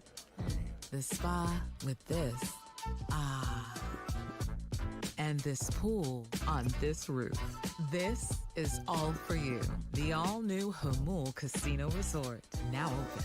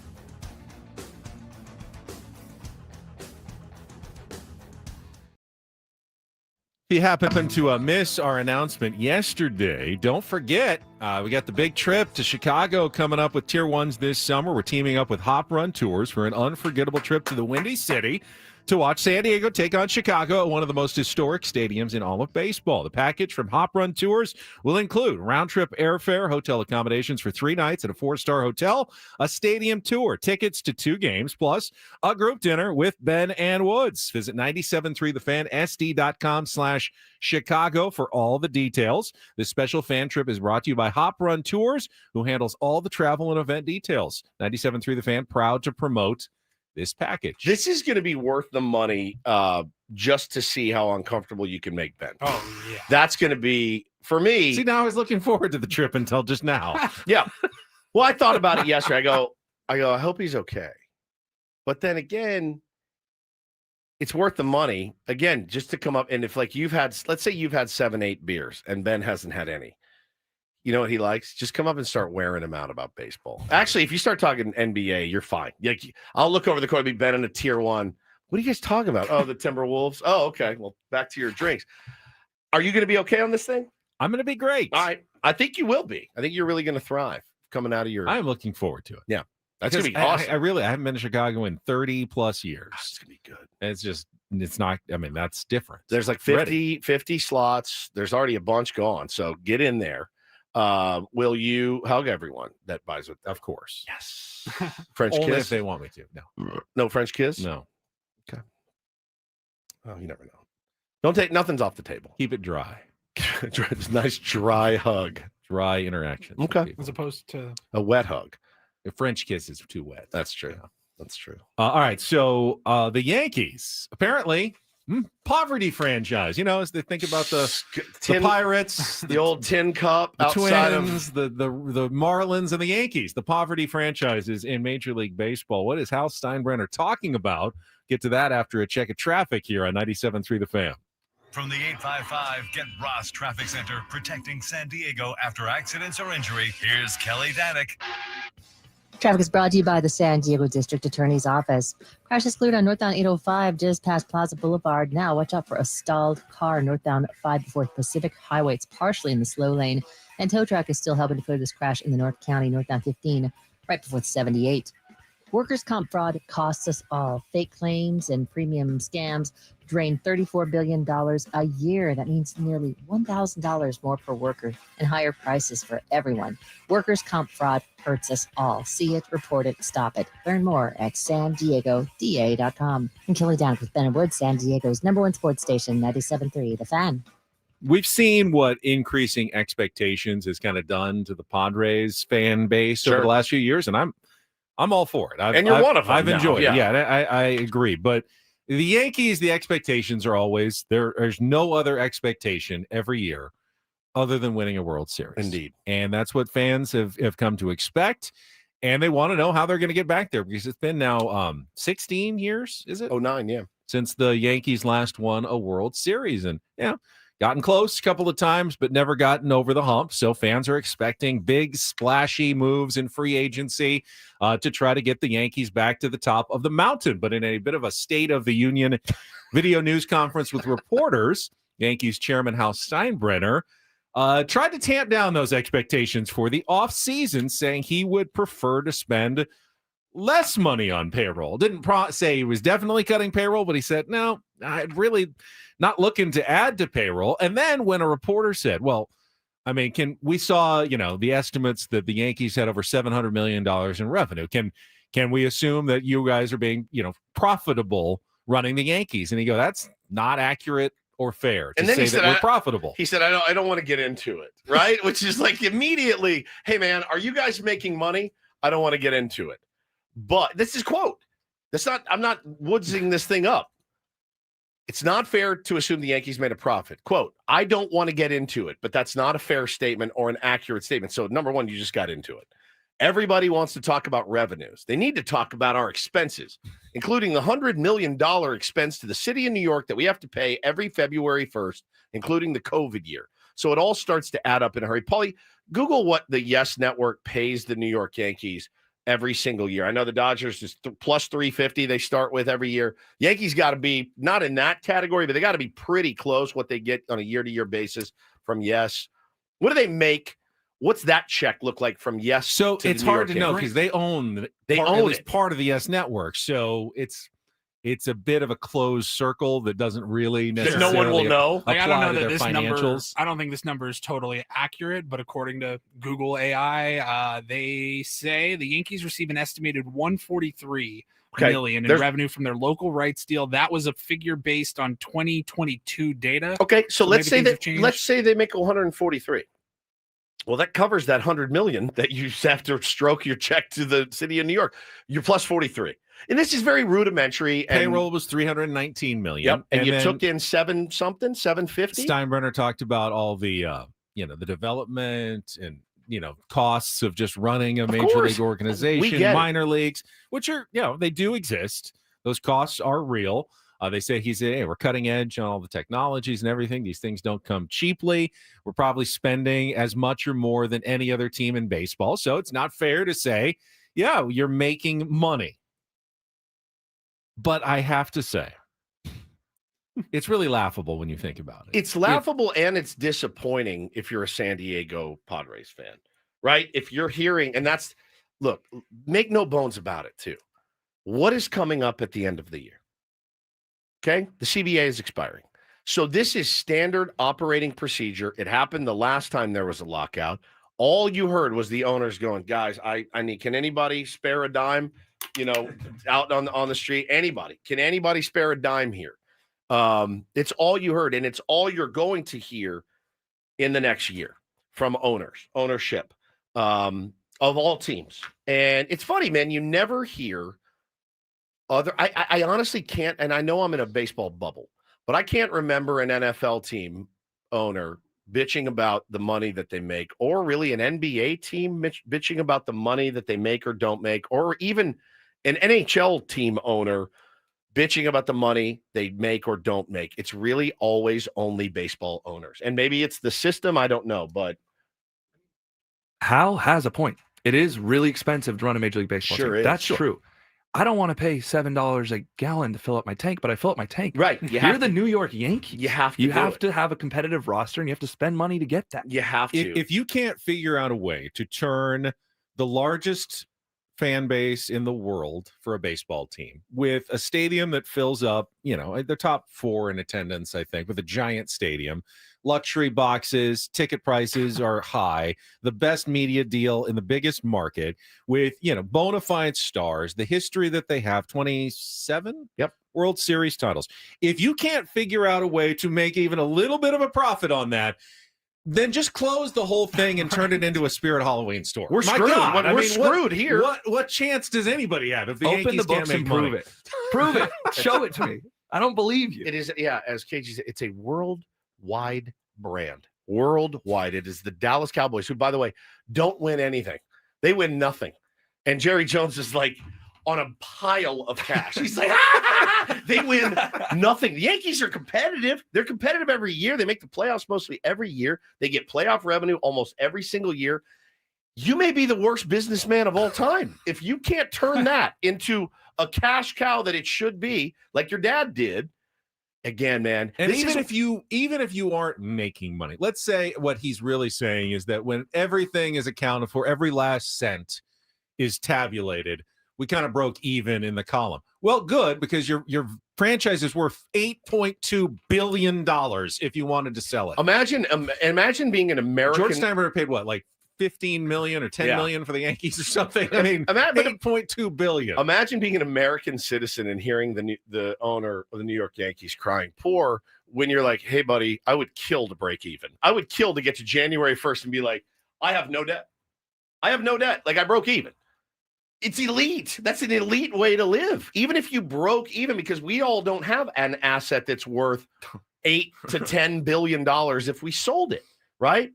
And so, yes, his $10 million in 1973, a $10 million investment worth over $8 billion now. It's just it's embarrassing. It's embarrassing, and I think if you're your guys you work with, man, they have to be losing their minds. Well, they are. I mean, Yankee fans lose their minds about everything. So yeah, they're going nuts. We're getting there here. Yeah. The frustration as a Padres fan is we watched Peter Seidler spend his dying dollars on this baseball team. Right. Like, we love him for that.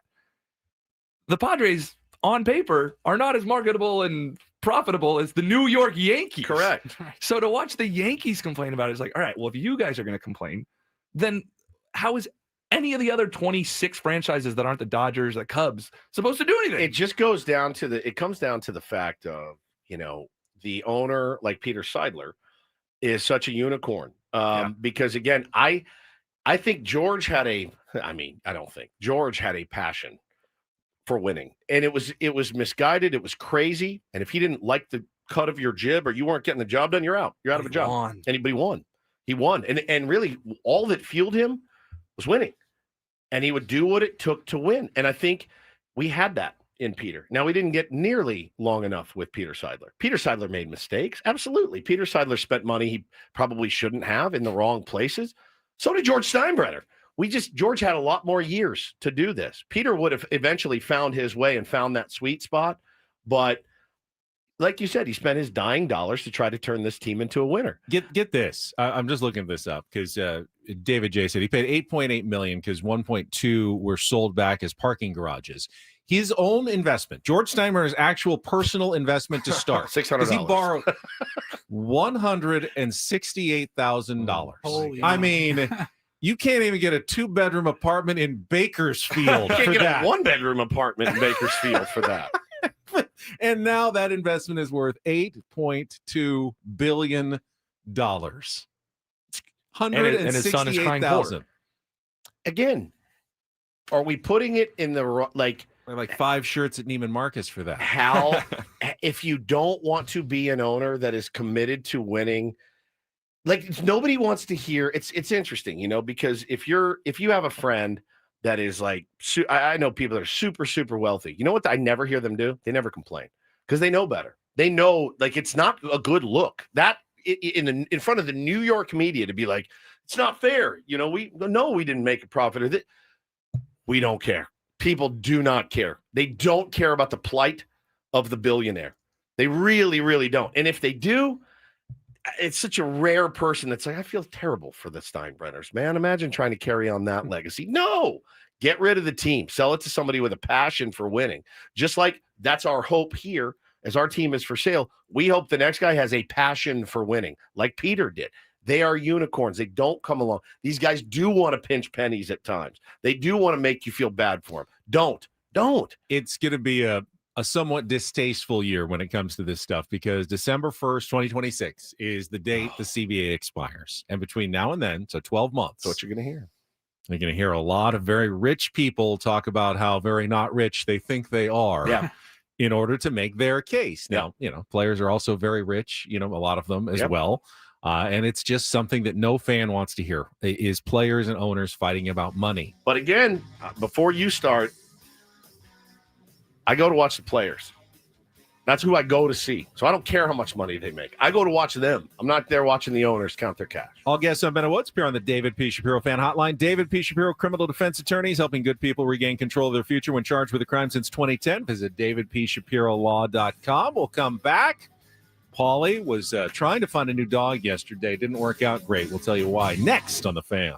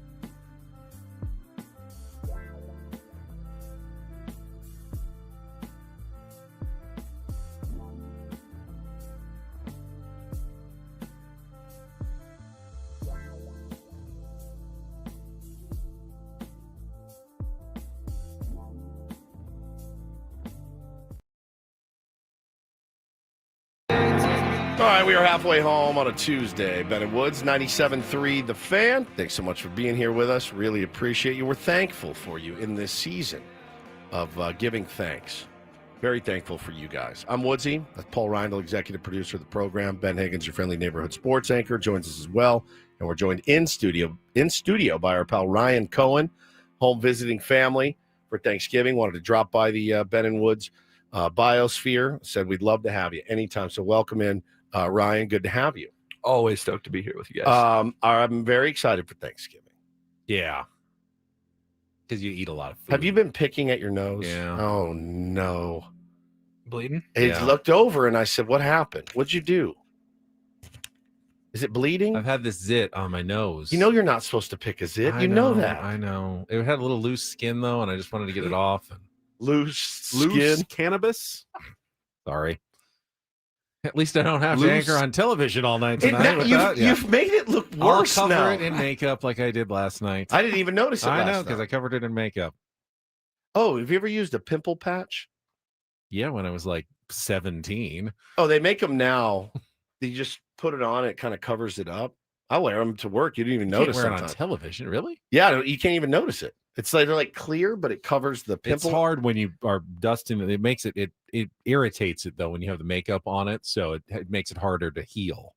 I can't stop staring at it. I didn't even I noticed it, and then just over the break, I kind of reached up to my nose and I felt it, and I shouldn't have done that. That was a mistake. That's a huge faux pas. I know. Now, like Rudolph, I get it too. I get an ingrown right here, and the tip of my nose shines red. Those ones hurt. It hurts so like bad. and you can't touch it. This one doesn't hurt. It's like a light bulb. Yeah, like a light bulb. Just won't heal properly. All right. Can I do anything for you? Can we get you a bandage or anything? No, that's fine. It looked tough if you wore a bandage on the news. Like, what did he do?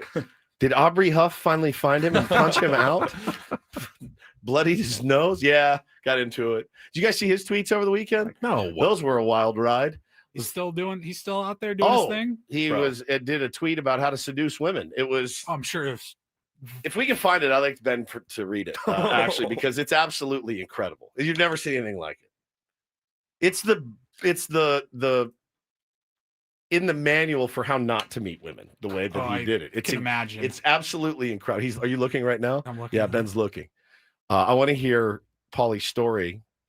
Is it a sad story or a happy story? Oh, it's long. Wow. Very long. Just give us the greatest hits. I don't know. Can I read this? Is it? Yeah, I mean, there's some of them. I mean, I haven't proofread. Oh, that's all right. At all. You just want me to go right into into it? it? Yeah, just off the cuff.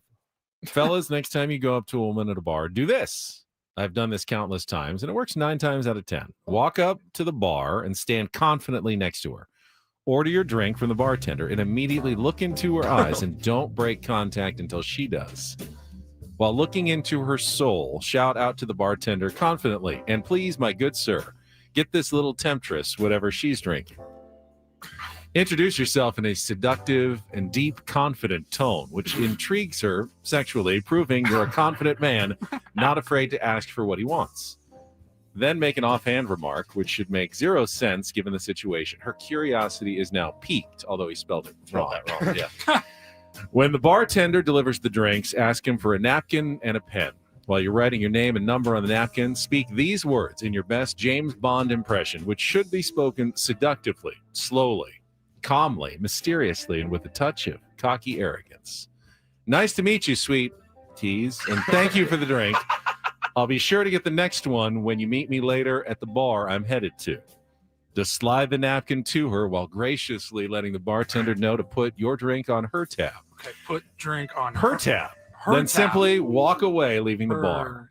This sounds like a D move, but you will be amazed how many times you'll get a text wondering which bar she should meet you at. It's like shooting fish in a barrel. You crushed that so. I would listen to you read. I read a teleprompter for a living. Your seductive voice. Pretty much what I do. It really. I thought it was a garbage tweet till you read it, and if you told me to do it, I would do it. You would absolutely put your drink on her tab. Satan's Blowfish. I'm going to get this little temptress to drink, and she's going to pay for it. What do you think about that advice? I don't think that's for me, honestly. It's fine.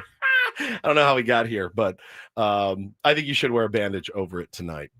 And again, you can say Aubrey Huff punched you in the nose. And do the news in my most seductive in your voice. please. Will you do some seductive tonight? Seductive reads? I'll be watching. I'll find one that works for you. I think I'd rather just say I picked a zit off my nose and that's why I'm bleeding, rather than be like that clown. Punch me in the nose. Punch me in the nose. Yeah. I mean, I wouldn't mess with him, but it's pretty funny. Oh, he's a big softy, I promise you. Yeah, you say that. Paulie's a big softy. He was looking to adopt another dog yesterday. Yeah, we've. Is this a sad story or is it? I don't think it's a sad story at all. It's a it's a story, I thought. Yeah, we started our journey into finding the next dog to rescue. Because you lost your dog recently. We lost a dog a couple of months ago. What was that dog's name again? That was Daphne. Daphne. And about a year and a half. Sammy. I don't know why. A year and a half before that was Jackson. So we started with 3. We got down to 1, and we've been ready to add a new one. Because 1 is lonely. Yeah. Edie is lonely. Edie needs some friend, somebody to hang out with Sure. during the day, and we also are, we've got that void that you're still feeling. And Sure. so we've filled out some applications online and kind of looked around. And then we were driving around yesterday doing some shopping. And I was like, anywhere else you want to go? And she goes, let's just go up to the shelter. Let's go up to the Rancho Coastal up in Encinitas. Yep. She's gotten like 3 dogs. Her family's gotten dogs there forever. Sure. And so she's like, let's just go up there and see, because they have a first come, first serve policy. They don't really make appointments. They'll help you out, of course, but it's first come, first serve. They have the viewing hours throughout the day. So we're like, all right, let's go. So it's about 1:30 probably. We get there and we're looking at some dogs. Oh, and I turned the corner and I saw his name is Thunderbird. He's a 1-year-old Chihuahua mix. And he checked off like every box that we had been looking for in a dog. He's just as soon as you turn the corner, sweetest thing. Like we were kind of going down the line of all the kennels, and Megan was looking at one dog, and then I kept moving, and I looked down into this little area, and I go, "Oh my God, this is the one!" And Megan, she goes, "Oh!" She starts crying almost immediately. This is like when Ben walked into Explicit and the first one that he saw. Yes. He said, yes. And I had warned him in the parking lot, don't do this. It's going to be very easy. This is your first time. It's easy to fall in. She was not up for adoption. She was not. But I said, just remember, this is your first time. Don't fall in love with the first one. Okay, Woodsy, I won't. I promise. I promise. How long did that last? 30 seconds later. 30. That was it. The rest is history. Yeah. Yeah. Right, so we had a game plan. We're like, look, we're not bringing anybody home tonight. Like we're just seeing what's there. We're starting. That was process. his game plan too. Yeah. Yes. And then sure enough, we're thinking, all right, checks off every box. Like maybe this is just a sign or whatever. So we're talking, we're playing with them. And I mean, the girl comes back to us while we're playing with the dog. She goes, do you have any questions? I'm like, I don't want another family to see this dog. What do we have to do? Can you put it behind the counter until I get back? Just box it up for me. We'll be back. And she goes, no. Okay, so the next step is you guys have another dog. You got to go bring your other dog here so that they can interact and find out if it's going to be a good fit for you. So we'd gone through all the interview process, and then that's where we're left. She goes, by the way, we do stop interactions at 3:00. We're in Encinitas. It's about 2:15. Ooh, you got 45 minutes. And we have to, again, they do visitations until 4, but they stop welcoming new people after 3:00. So there was a potential, I suppose, that somebody could show up in that hour and a half with their dog and be like, we really love this dog. We want to take him home, and we'd be screwed. Or with no dog. Yeah. And just ready for their first pet. Sure. So we look at our clocks and I go, babe, do you trust me? 45 minutes. All right. We had 45 minutes to get from Encinitas back to here, not too far from here. Yeah. Sarah Mesa.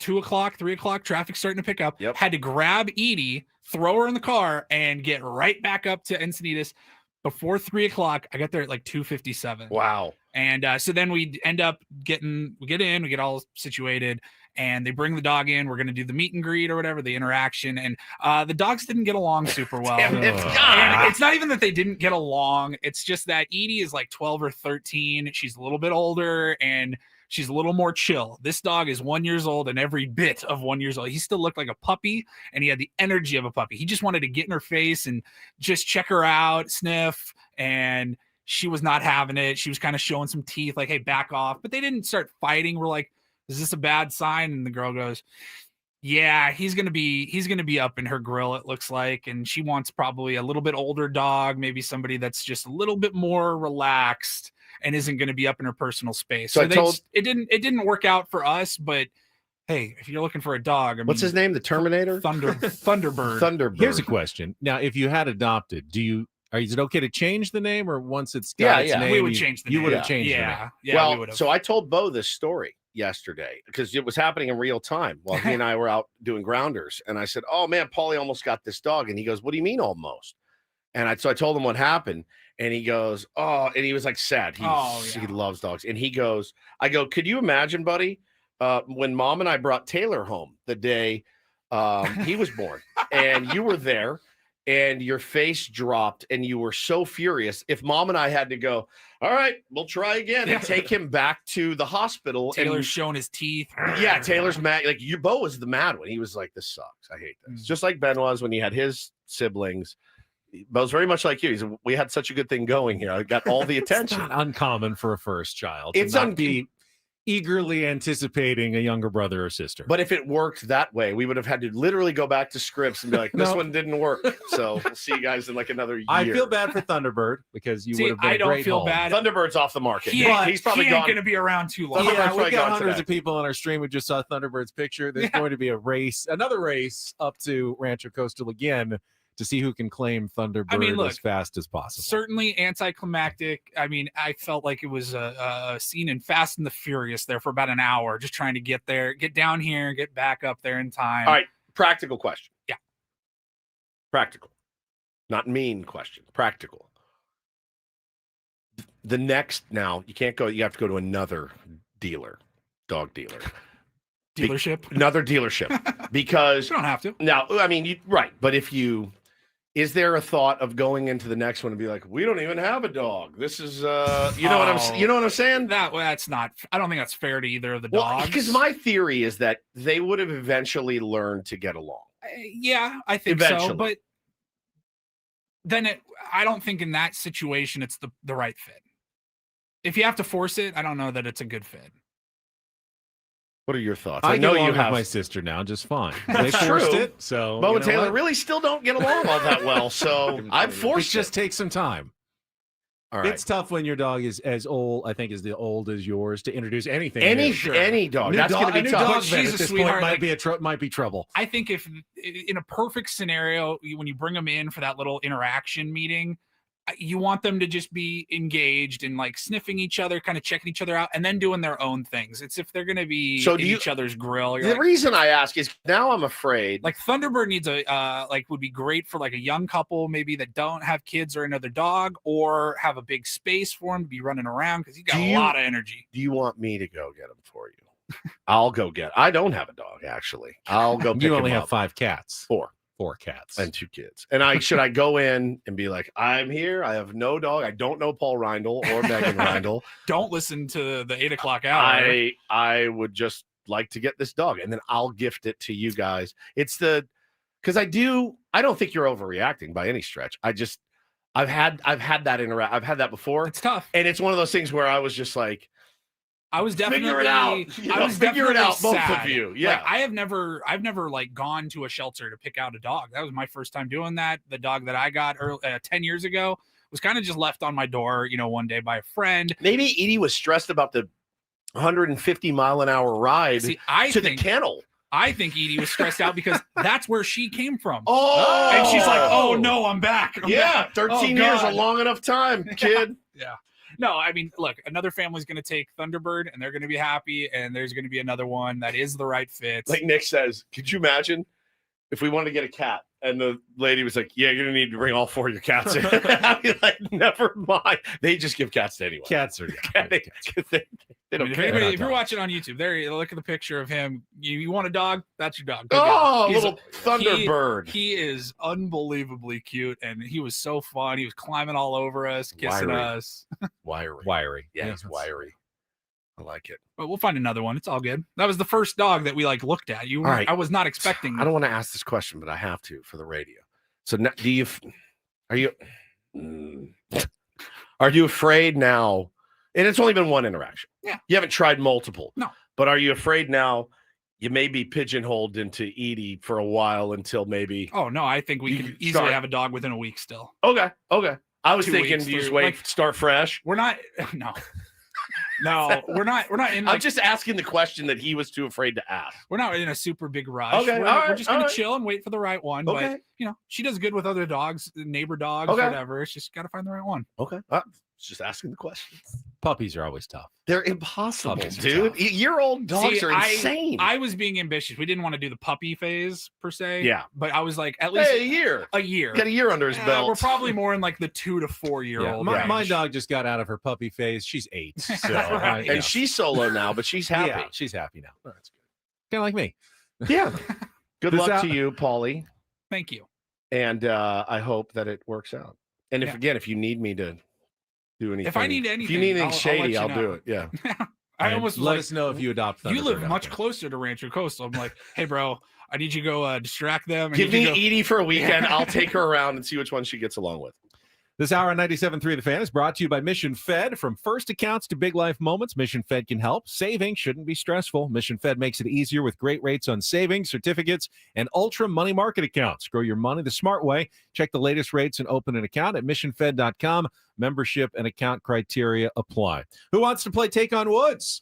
Our game coming up next, musical trivia. You wish you could play me. I don't even know who's in Guns N' Roses, but you're playing Woods, who's not Flea. Who's very good at this game.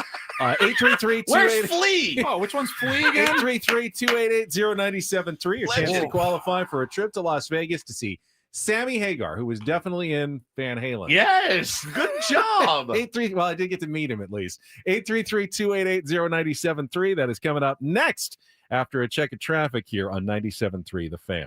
First, though, Woods and I want to remind you, the holidays are coming up. You're going to have a lot of interactions with family. When you're sitting around the Thanksgiving table or spending the holidays, look at all the people around that you care about, and then think about what happens if something should happen to you. Are they taken care of? Have you written down something that indicates what should happen after you're gone? Just start with like, hey, Dad, how's your will doing? Or your trust? Sure. Right? I'm assuming, you assume that when somebody has a family, they automatically get the trust or will. And it's just not the case. I waited so long. Ben waited even longer than I did. And we were both kind of embarrassed about it. So go to trustandwill.com. Use the code FAN when you check out. It's even easier. Even easier. We've made it easier. FAN when you check out. And make sure you handle that business. Get that trust, as our friend Dominic in the chat says. Keep your family out of probate court. It is long, it is arduous, it is expensive. And when you let your family know about this, you're not dooming them to a long process in a lawyer's office and thousands of dollars in expenses. It's all online, takes less than an hour. You're just answering some questions, and at the end, you have real legal documents, a will or a trust that can help keep your family out of probate court and settle any disputes before they start. Do it today. Go to trustandwill.com. Use code FAN at checkout for 20% off your Trust and Will at trustandwill.com.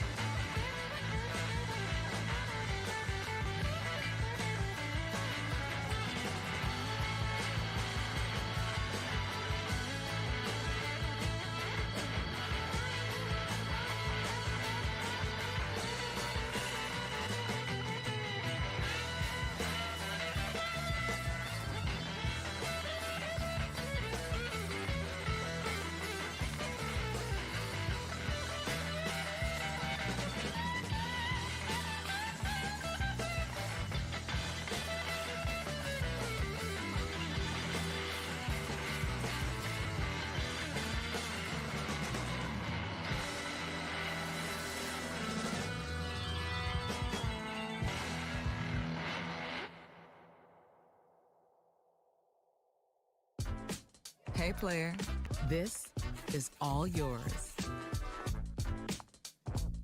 This room with this view. This speakeasy with this cocktail. Hey, could you make that too? The spa with this. Ah. And this pool on this roof. This is all for you. The all-new Hamul Casino Resort, now open.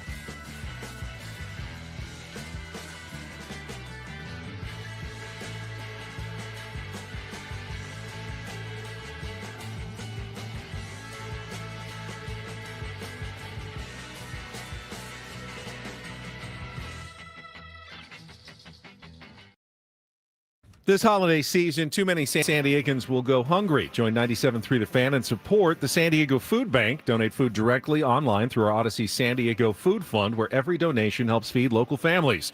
Go to 973thefansd.com/food fund and give today. All right, we got a contestant. Well, we did have a contestant on the line. Now we lost him. 833-288-0973. 833-288-0973. We'll talk a little more about the Aztecs' embarrassing loss to Michigan last night. Where do they go? Well, they stay in Las Vegas and they play again tonight, which is... Mine was more of a philosophical question. Oh, right. Not a logistical... Where do they go from here? Well, they go back to their hotel room. And they have breakfast, probably. It's both a good thing and a bad thing, right? You know, What's like playing the next day. I mean, I think it's a good thing. You can erase... only a good thing. Only a good thing. Well, I don't know. It could be a bad thing. If you don't get over the loss quickly, you could turn it into another loss easily. But at least you get it's like baseball, man. It's like, oh, that was a crap game. But we got a good pitcher on the mound tomorrow, and we're gonna, you have another opportunity. Sitting and waiting a week is excruciating. All right, we'll talk about that coming up. First, though, it is time for our game. Let's play a little Take on Woods.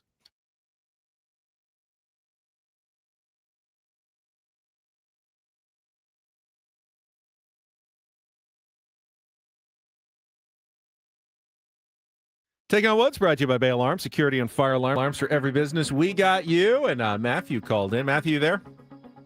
Yes, I'm here. He's here. He's excited, too. Yeah. Too excited. All right. Well, I would be, too. I think it's the right level of excitement. You got a chance to qualify for Las Vegas here. If you can beat or tie Woods, it would be a 2-night stay at the Park MGM. Tickets to see Sammy Hagar in concert on March 20th. I love Sammy. Of course. We all love Sammy. And a $100 gas card as well. Get your tickets for Sammy Hagar at Ticketmaster.com. All right, you get to pick our category today, Matthew. Here are your choices. We've got Guns A-Blazing, 5 song titles and artists, including the word gun or guns. We've got our all 2-second song category. It's called A Bundle of Joy. Song titles are artists that include the word joy. And we have bands fit for a king, 5 bands who all have king somewhere in their name. So, Guns A-Blazing, Bundle of Joy, or bands fit for a king. Matthew, what is it? Guns A-Blazing. He is Guns A-Blazing on this one. All right. Today's category features 5 song titles. How much coffee have you already had this morning, Matthew? Oh, I haven't had my coffee yet. You have not had coffee. Don't, please. 5 song titles and artists that include the word gun or guns. 60 seconds. If you don't know an answer, you can say pass. We'll come back to it if there's time left on the clock. You'll go first. Woods goes second. You're trying to beat or tie him to qualify for the grand prize drawing. First question is the 2-second song. You get 2 seconds of music. You need to give me the song title and the artist for that one. You know how to play, Matthew. You ready to go? Oh, yeah. All right, here we go. Let's put 60 seconds on the clock. The category is Guns A-Blazing. Your time begins when Paul plays the music. Good luck, Matthew. Let's take on Woods. James Had a Gun. Aerosmith. Correct. Which LA band sold to then 30 million copies of their 1987 debut album Appetite for Destruction, and Flea is not in the band? Correct. Warren Zevon sings of Cold War espionage in Havana and asks his fathers to send what three things in the title of a 1978 song? Colson Baker, who recently had a child with Megan Fox, rose to fame in 2010 under what stage name? Pass. Green Day's most recent song to hit the Billboard Top 40 was which 2009 track that dealt with the subject of patriotism? Pass. All right, back to Warren Zevon, sings of Cold War espionage in Havana. And Lawyers, Guns, and Money. Correct. Lawyers, Guns, and Money. Colson Baker, who recently had a child with Megan Fox, rose to fame in 2010 under what stage name? Colson Baker? I have no idea who Colson Baker sorry. is. All right, we got three though. You got Janie's Got a Gun by Aerosmith, Guns N' Roses, ironically today in the category. Someone says Matthew has been rattled. Absolutely, yeah, Matthew has me rattled. Flustered. Lawyers, Guns and Money by Warren Zevon. It was Machine Gun Kelly is Colson Baker, and 21 Guns is Green Day. I don't know. 3 is not a bad score. Hang on the line, Matthew. See how you do. Okay. All right, Matthew's score is locked in. Matthew is full of energy this morning. Oh yeah, yeah. You need He's to got talk Ben to all like. You need to talk to Matthew. I'm a little bit rattled by Matthew. what happened? He's just. Matthew, You'll still find there? out. Just stay. Matthew, say hi to Woods. Don't tell him what's coming up. You want me to say hi? Yeah. Hey, Woods. Hey, buddy. How you doing? I'm good. How are you? Good. Sorry about last week. I tried to call in, but it was a schnaffle. I talked to Lauren O'Brien. She texted me. Matthew thinks he got banned from the show. I think he was the one that called, and we couldn't hear him. Oh, no. Remember, he kept calling. He kept Clearly calling today, Matthew. All right, good. All right. More than Put you back on hold. All right, All right, back here on we hold. go. Let's put 60 seconds back on the clock. No category for Woods. Your time begins when Paul plays the music. Good luck. Let's take on Matthew. That's Janie's Got a Gun by Aerosmith. Correct. Which LA band sold to then record 30 million copies of their 1987 debut album, Appetite for Destruction? Guns N' Flea is not Roses in and it. Flea. Warren Zevon sings of Cold War espionage in Havana, asks his father to send what three things in the title of a 1978 song? Pass. Colson Baker, who recently had a child with Megan Fox, rose to fame in 2010. Machine Gun Kelly. Correct. Green Day's most recent song to hit the Billboard Top 40 was which 2009 track that dealt with the subject of patriotism? Oh. Lay Down Your Guns? No, good guess. Damn it. Warren Zevon sings of Cold War espionage in Havana, asks his father to send what three things in the title of a 1978 song? Flea, Guns, Taint. Oh. Lawyers, Guns, and You Money. kind of needed that one. That's I didn't 3-3. get Matthew, congratulations. Celebrate. Oh, yeah. There you go. It's a tie. Yeah. Good job, dude. Always welcome on this show. Try some brewed decaf. He has not had any coffee yet. That's I asked him. insane. That was my first question. Oh, yeah. Are you mainlining Red Bull? Yeah, Like, right? What's Celsius. He's fired up. He is. All right, hang on the line, Matthew, because Paulie needs to get your information to make sure you're into the drawing. Congratulations. Wow. He Yeah, got you domed Yeah, down. man, huh? well, wouldn't you? A little bit. Man, he's just got so much I energy. couldn't read the questions. He was spun out. Well, I was first spun out. Then the Guns N' Roses pops up just today of all days. Because we are giving away Guns N' Roses tickets. We later. found out yesterday about the Guns N' Roses tickets. That category's been there for a 3 few weeks. days. Yeah, that is not because of Guns N' Roses. Just happened to be today's pick. People in the chat say he sounded like the Kool-Aid Man. Oh, yeah. Or Randy Macho Man Savage or Don Orsillo you could do. That's right. Oh, yeah. I love it. Oh, yeah. I like yeah, when you call a radio station, have a little energy. Right? Now I feel bad, though. I think when you host, you should have some energy, too. And That's also true. I don't feel like I have enough anymore. I definitely don't think so either. Trust me, if we had as much energy as Matthew, you couldn't people listen. would- I You know. could not listen for more than 15 minutes. New York Sports Radio, buddy. Oh, How could they do this? I did not call in yesterday with my Giants take. Oh, damn it. I forgot anyway. I should have reminded you. We got breaking news in baseball. All right, we will get to that coming up next. Don't go away. More Ben and Woods on the way on San Diego's #1 sports station, 97.3 The Fan. Quickly, gang, let me tell you about the wonderful deals that you can find down at Sedano Ford. Actually, pretty good week, man, to go and look at new cars and trucks if you're in the market for a new whip. Thanksgiving love from Sedano Ford and Lincoln. They're very grateful for your business. They're rolling out jaw-dropping Black Friday savings, but they're doing it all November long. Deals you won't find anywhere else. As I told you earlier, the 2025 Ford F-150, just $395 a month. The 2025 Ford Bronco Big Ben is just $275 a month. And if it's an electric vehicle that you are in the market for, the Ford Mach-E, very sharp, is yours for $258 a month. Or you can glide into a stunning 2025 Lincoln Corsair Hybrid, just $337 a month. Sedano Ford and Lincoln, your proud, local, and veteran-owned dealership. Thanks for choosing them over every other Ford dealer in town. These offers will go away as they do. Visit SedanoFord.com today. Lock in your deal. Restrictions do apply, so don't wait another second. Don't forget to let them know Woodsy sent you when they roll out the red carpet for you. Hurry on down to Sedano Ford and Lincoln. Visit SedanoFord.com for all details.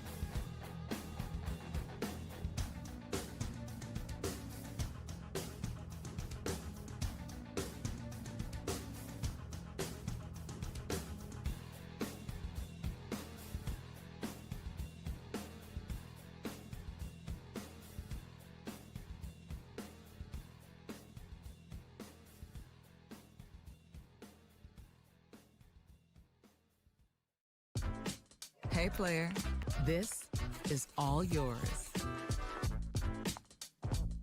This room with this view. This speakeasy with this cocktail. Hey, could you make that too? The spa with this. Ah. And this pool on this roof. This is all for you. The all-new Hamul Casino Resort, now open.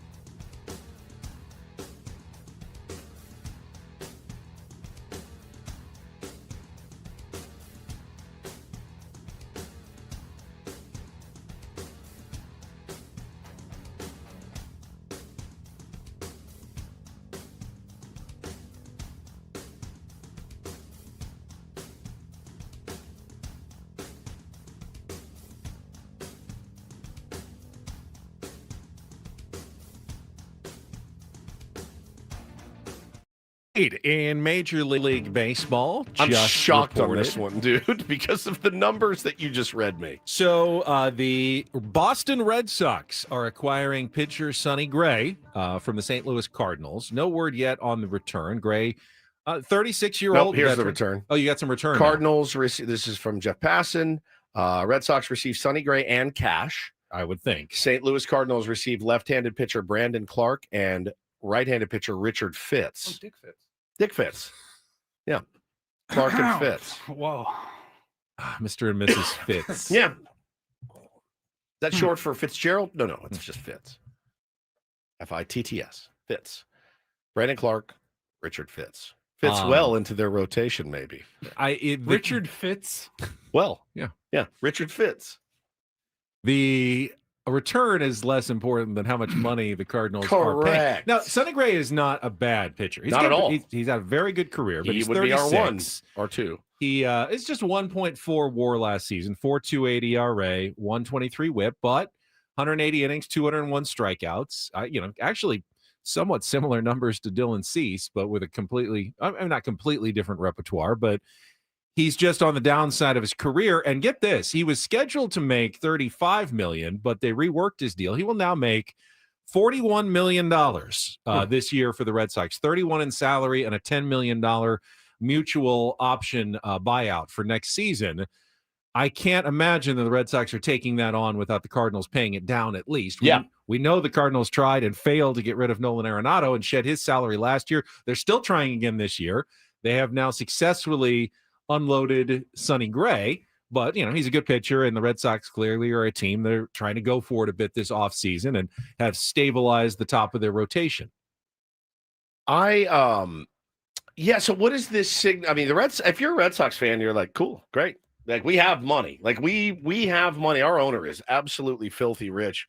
He's different in that, he's different from Steinbrenner.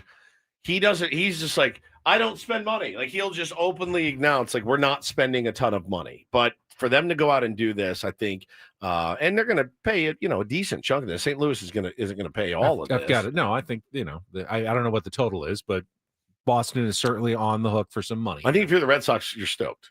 You're absolutely stoked. You're a Cardinals fan. You're like, all right, this is the beginning of the rebuild. We got Heimblum in here, and this is what he's going to do, and this is going to be painful for a while. Obviously, the first place my mind goes is, all right, who else? Who else is available from the St. Louis Cardinals for, a couple of middling prospects? And I shouldn't say middling. I don't know anything about Dick Fitz or the other guy, so I have no idea. You only remember one of their names very quickly. What's the other guy's name? Tom Seaver. What was it? Brandon Clark. Something like that.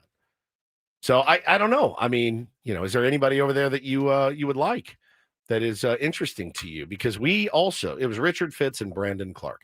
We need starting pitching badly here in San Diego.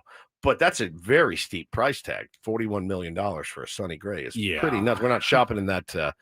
That's your $880 dress shirt. I'm surprised anyone's shopping in that particular bin of the department store for Sonny Gray at that price. But again, a lot has to do with how much, the Cardinals are paying. And still, even if they're paying $15 million, they're saving, 15 to 20 million next year that they can allocate elsewhere or continue their rebuild, which we'll see what direction they go. Man, interesting stuff. That division all of a sudden of the Central, you've got the Cubs are going to be talented, I think, again. Yes. And the Brewers just continue to put winning product on the field. They'll find a way. They find a way, which means you've got a tough road to kind of climb past at least those two teams. Pirates say they're going to spend some money, behind Paul Skeens. Maybe this is the time for St. Louis to retrench. I know Cardinals fans aren't happy about it. We talked about it at the end of the season. Cardinals attendance plummeted. The best fans in baseball. We understand the sport. Well, they don't seem to be any happier than the rest of us about a team that is not willing to pay for players to put a winning product on the field. Stop winning, they went away. They were the best fans in the sport when their team consistently won the division every year and was in the playoffs every year. Great.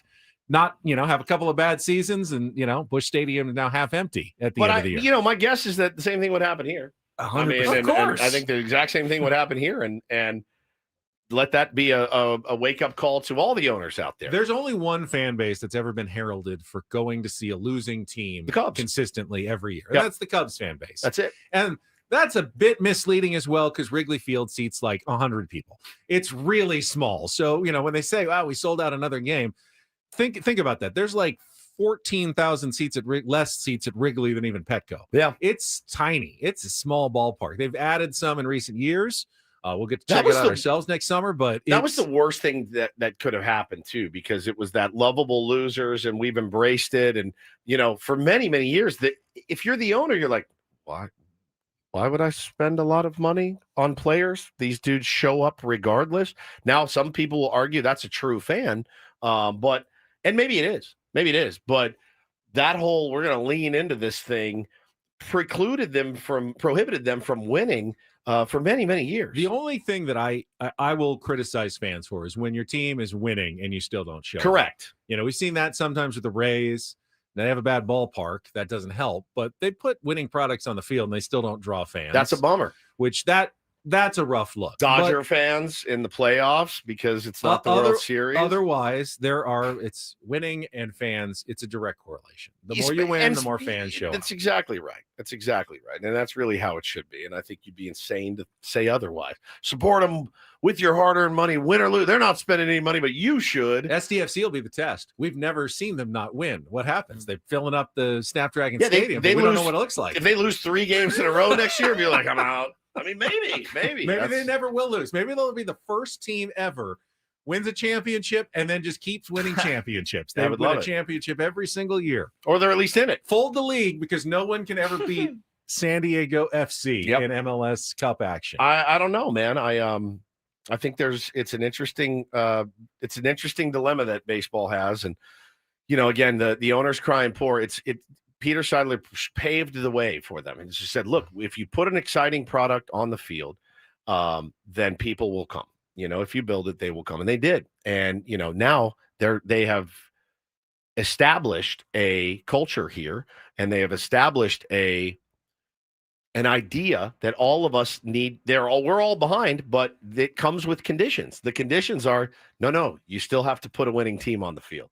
The Padres are cool. They're cool. It's cool to like the Padres. That's right. And it was not that case when I was growing up. That's exactly right. And if you start losing, you're no longer cool. You're not cool anymore.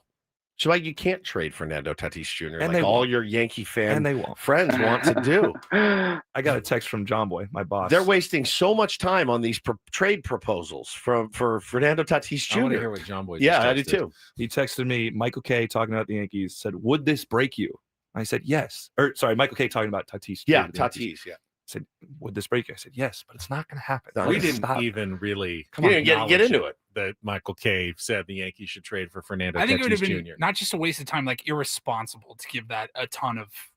I mean, I don't blame Michael K. for No, bringing for it us. up. Well, you need material. It's fodder, and if I'm the Yankees and I could trade for Fernando, well, it's fun. Jr., I'm saying for us, I would if think we about came it too. on last week and tried to get the fan base all riled up, like this was actually going to happen or something like that, I think that's irresponsible. I think it is too, but from their perspective, it's fun if you're Michael K. To be like, this is what ownership should be doing. They should be going after Fernando Tatis Jr. We're Padres fans. Anytime there's a big name player even mentioned, we're like, I could see a way AJ Preller makes that work. Right. Like, of course. And anytime when any of our players are doing good, one of our guys tries to trade them immediately when their value is at their highest, so we can get the most back. Standard. Right. And how many times do you wish that they had done it when I had just said so? Just a couple. Whatever. I can think of. I can't think of any. All right. Let's we got to check traffic. We'll come back. Couple minutes left. I did say we'd mention what you asked the question. What's next for SDSU? Yeah. What's next? It's an interesting question. Where do they go from here? Get to that after traffic on 97.3 The Fan. From the 855 Get Ross Traffic Center, protecting San Diego after accidents or injury, here's Kelly Danick. Traffic is brought to you by the San Diego District Attorney's Office. Got a crash on the Home Avenue on-ramp northbound 805. Looks like that may be partially in lanes. Fortunately, no other problems on our freeways. Yeah, so if you are heading out for Thanksgiving holiday weekend, now might be the time to hit the road because we are not showing a lot of brake lights heading out of the county at this time. Workers' comp fraud costs us all. Fake claims and premium scams drain $34 billion a year. That means nearly $1,000 more per worker and higher prices for everyone. Workers' comp fraud hurts us all. See it, report it, stop it. Learn more at SanDiegoDA.com. I'm Kelly Danick with Ben & Wood, San Diego's #1 sports station, 97.3 The Fan. All right, San Diego State lost. I still can't believe. I'm looking at the score right now, 94-54. I watched the game. I still can't believe that they could give up 201 points in 2 games, even if there were 2 overtimes against Troy. And last night was as embarrassing of a performance by the Aztecs as we have seen. Well, since the NCAA tournament, embarrassing loss to North Carolina. But this was just ugly. I mean, I don't know why. I don't know that I've ever felt more wrong about a team when I sit here and I go, the depth is insane. As Brian Dutcher talked about, going into the season, I've got too many good players. My biggest problem is finding time for all of them. I don't think that looks like the problem right now. Paulie, you tell me, is too many good players the problem for the Aztecs right now? Yeah, maybe. I don't know. I actually think it's possible. I can see how too many good players, you may not get into the right rhythm and you lose a game you should win. Like Troy, that could make sense. You don't lose by 40 because you have too many good players. You lose by 40 because you got run off the floor. They're just not playing well. I don't know how else to. It's very simple, but they're just not playing well. I mean, I'm watching 8-minute long spurts where I feel like Magoon and Reese Waters, they don't even touch the ball, let alone make a difference with it. And it's just, there's too many of those moments. So you can point at the field goal percentage, 27%, which is terrible, which is awful. And they did not shoot well, but we've seen that from Aztecs team in the past. To me, it's the turnovers. 17 more turnovers yesterday after 20 against Troy. They're giving the ball away far too often. Which leads to some easy points buckets. for the less chances for your team, easier buckets for the other team. That is how you lose games big. Turnovers are the big issue.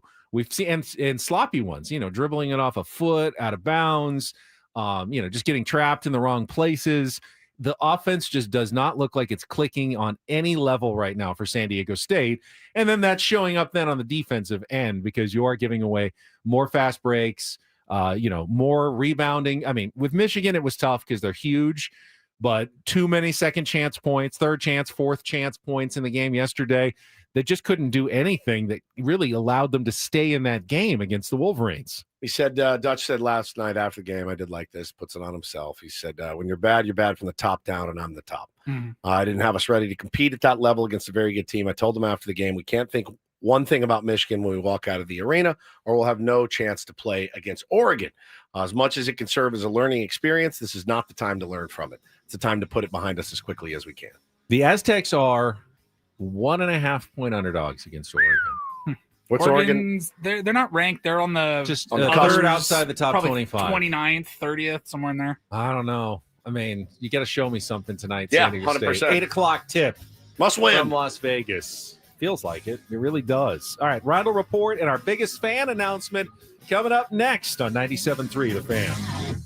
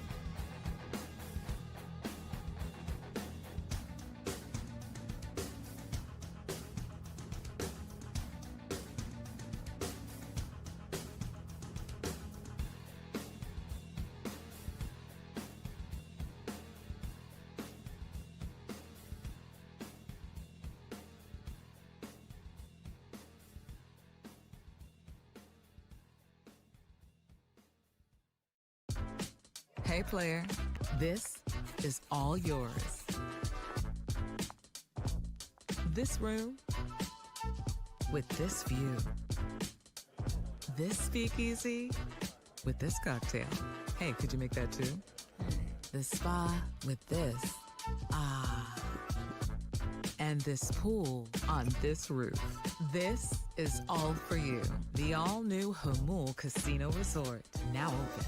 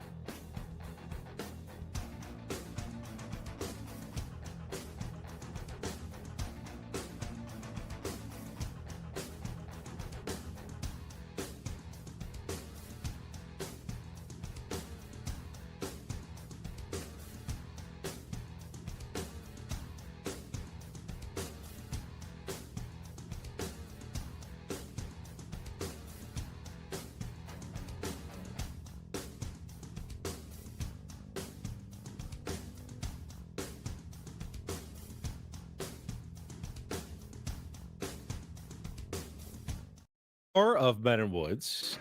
Just a reminder, because Paulie just reminded me as well, we do have some Guns N' Roses tickets to give away before the end of the show. So be listening this hour for your chance to win tickets to their concert at Snapdragon Stadium on September 2nd. Woods has already said he's planning to go now. Yeah, if I'm allowed. We have our Rundle Report momentarily. First, though, to kick off our 9 o'clock hour, it is time to announce the name of today's biggest fan. If you hear your name called, you're going to have 10 minutes to call us back at 833-288-0973. If you do so, you'll qualify for our grand prize, 20 tickets, you and your friends, a night in our Odyssey Suite at a Padres game at Petco Park next season with all the fan staff, catered by Spiro's Mediterranean Cuisine. So our tier 1 on the clock is Nookie Chittafong. Nailed it. Nookie Chittafong from San Diego. You've got 10 minutes now, 833-288-0973 to call us back and qualify for our grand prize. And don't forget, you can still get your name in at 97.3 The Fan, SD.com/biggest fan. All right, Paul, you want to get to the Rundle Report? Let's get to it. Let's do it. And get things started here with our today's edition of the Rundle Report. Now tuned into the greatest. Welcome to the Reindl Report with Paul Reindl. Hi, Paul. All right. 2 stories from the world of sports that we haven't gotten to yet. We'll start off in Major League Baseball. And 1 story that you didn't know you needed. Are you laughing, biatch? It's the Reindl Report. Hey, Paul, how you doing? Okay, how are you? On 97.3 The Fan. Are you ready to bless the mood? I need some help, please. That was good. Can I get a yeah? Oh, yeah. All right. All right. All right. All right. All right. Happy Tuesday. Feels like a Thursday. Yeah. Oh, it is sort of like a buddy. Thursday. That's right. The holiday. Tomorrow's our Friday. Yeah.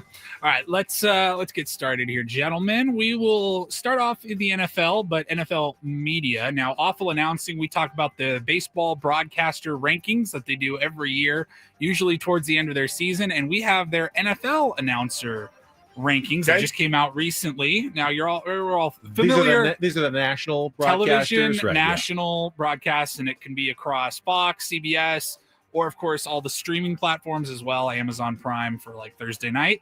They have 18 teams. We'll just talk about the top 5, but just to give you an idea, number 18 at the bottom of the list was from Fox, and that was Chris Myers and Mark Schlereth. They're at the bottom? Yeah, they were at the bottom. They got an F, a 1.41 rating out of 5. Jeez, an F. Did Chris Myers dirty? Yeah. I like Chris Myers. Spiro Dides and Adam Archuleta, they were right there at the bottom, right next to them. And then just a little more perspective, number 7 on this list was Jim Nantz and Tony Romo. They didn't crack the top 5. It's Romo's fault. Yeah.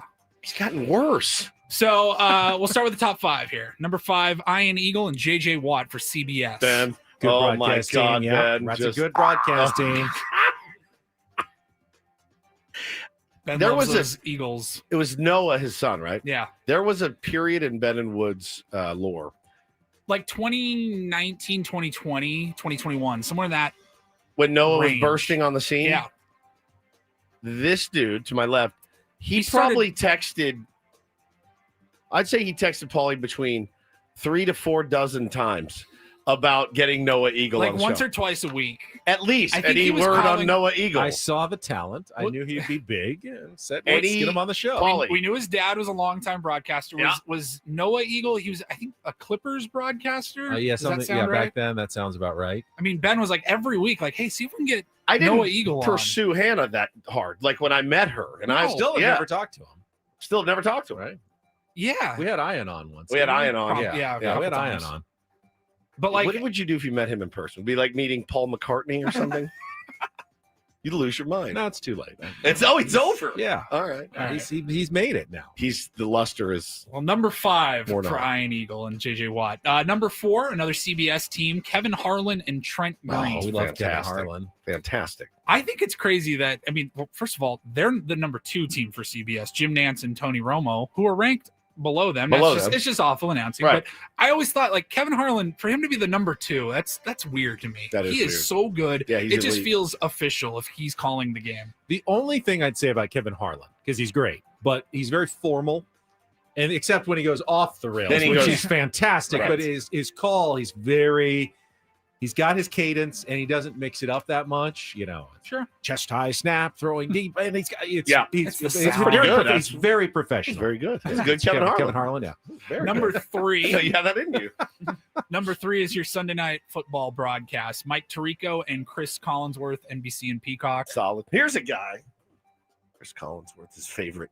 Here's a guy. Here's a guy. I preferred Al Michaels with Chris Collinsworth Yep. before Mike Tirico. Nothing against Mike Tirico. Collinsworth is always solid. Yeah. Al Michaels and Kirk Herbstreit for Prime. They came in at number 8.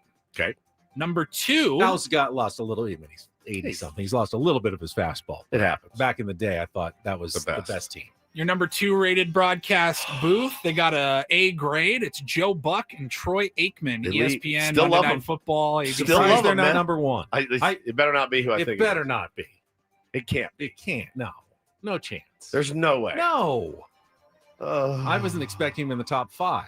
So I'm The jelly roll of announcers. Who have I forgotten? Joe Davis. Tom Brady. No way. You're Tom. number I can't. 1. That's what I was thinking. There's no Joe way Davis. Tom Brady's the number 1. Your number 1 booth with a 3.37 overall rating, 61% all A's. Or so, yeah. It's Fox, Joe Davis, and Greg Olson. Olson is good. It's Olson's fine. very good. He's being shoved down our throats like jelly roll, and I don't buy it. He's an industry plant because he's fine. He's fine. He's a fine broadcaster that talks like I was this. scrolling down earlier. I was going kind of slow, going through each Sick. team. Greg Olson's amazing. And when I saw number 2, Buck and Aikman, and I'm like, who have I not seen yet? And I go, you got no way. And sure enough, Joe Davis. Yeah. Again, he's an industry plant. I like Greg Olson. He's awesome. Greg Olson's great. But every time I'm like, See, is that Joe Davis? Yeah. And Kevin Burkhardt. He's okay. Kevin Burkhardt's good too. You put him Yeah. back with Olson, that's your number 1 team. But with Tom Brady, it's just not that good. Terrible. Joe Davis and Tom Brady would be maybe the worst booth There you go. ever. I'm telling you some stories. Yeah. Tell me some stories about the Patriots. Oh God. We're down. This is it for the rest of my sport till I'm dead. This is what I'm with I mean, for what's the he rest like? of my He's sport. like Yeah, 40? he's 35 years old. He's This got is a it. long time. This is it. My son will be doing a tribute to Joe Davis on the radio in 25 years or something when I'm dead and gone. All right. That's it from the NFL. From football back to football, we talked a lot about the SDFC game last night. Just congratulations to get to them again. Yeah, incredible. I was watching the game. Like, look, I'm very open about it. I'm a very casual soccer fan. I don't know exactly what I'm watching strategy-wise or anything like that. And to be honest, like, I wasn't emotional happy. I was very happy for them, for all my friends that are diehard fans. I'm happy for the city. I'm happy for the organization to come in and do what they did in year one. Has been amazing, and I'm not ready for the season to end. No, by any means. But I'm watching the game last night, and I know it's circumstance, and it's not the only team in America to ever have to deal with field issues. But what exactly can San Diego FC or Snapdragon Stadium do about the field when a football game and a soccer game are within a few days of each other? Because it was embarrassing. It looked unsightly. It always does. And it has nothing to do with us. It doesn't matter if it said SDSU or USD Who was telling or whatever. us that they had stuff that could erase the football lines instantly, and they didn't get erased. Do we not in 2025 have like a good way to get rid of the white line paste markings? Every time they were coming down the sideline, there was two lines, and I was confused. I was like, "Oh, that's out of bounds." Oh no, that's not out of bounds. That's still got 10 feet left to go. Painted. It was very unsightly. Green paint doesn't look great, but it's not just the unsightliness. It didn't play well. It was bumpy, which is not good for SDSC's passing game. Slippage nearly cost him a goal when Pablo Cisniega slipped, but still made the save. But he said that easily could have come back to pretty much end their season because of the bad field. Now, the field's held up much better this year than it did last year. Yes. We've had, I asked Megan Perry, our meteorologist, 2 3/4 inches of rain in Mission Valley in the last 2 weeks. Yeah. Any field's going to take some beating. Now, if it's the only thing you're doing and you had 2 weeks off, it would have been fine. But when you play a football game on it 2 days before, it's going to get torn up, and there's no real good solution. You can't put a new field out in 2 days.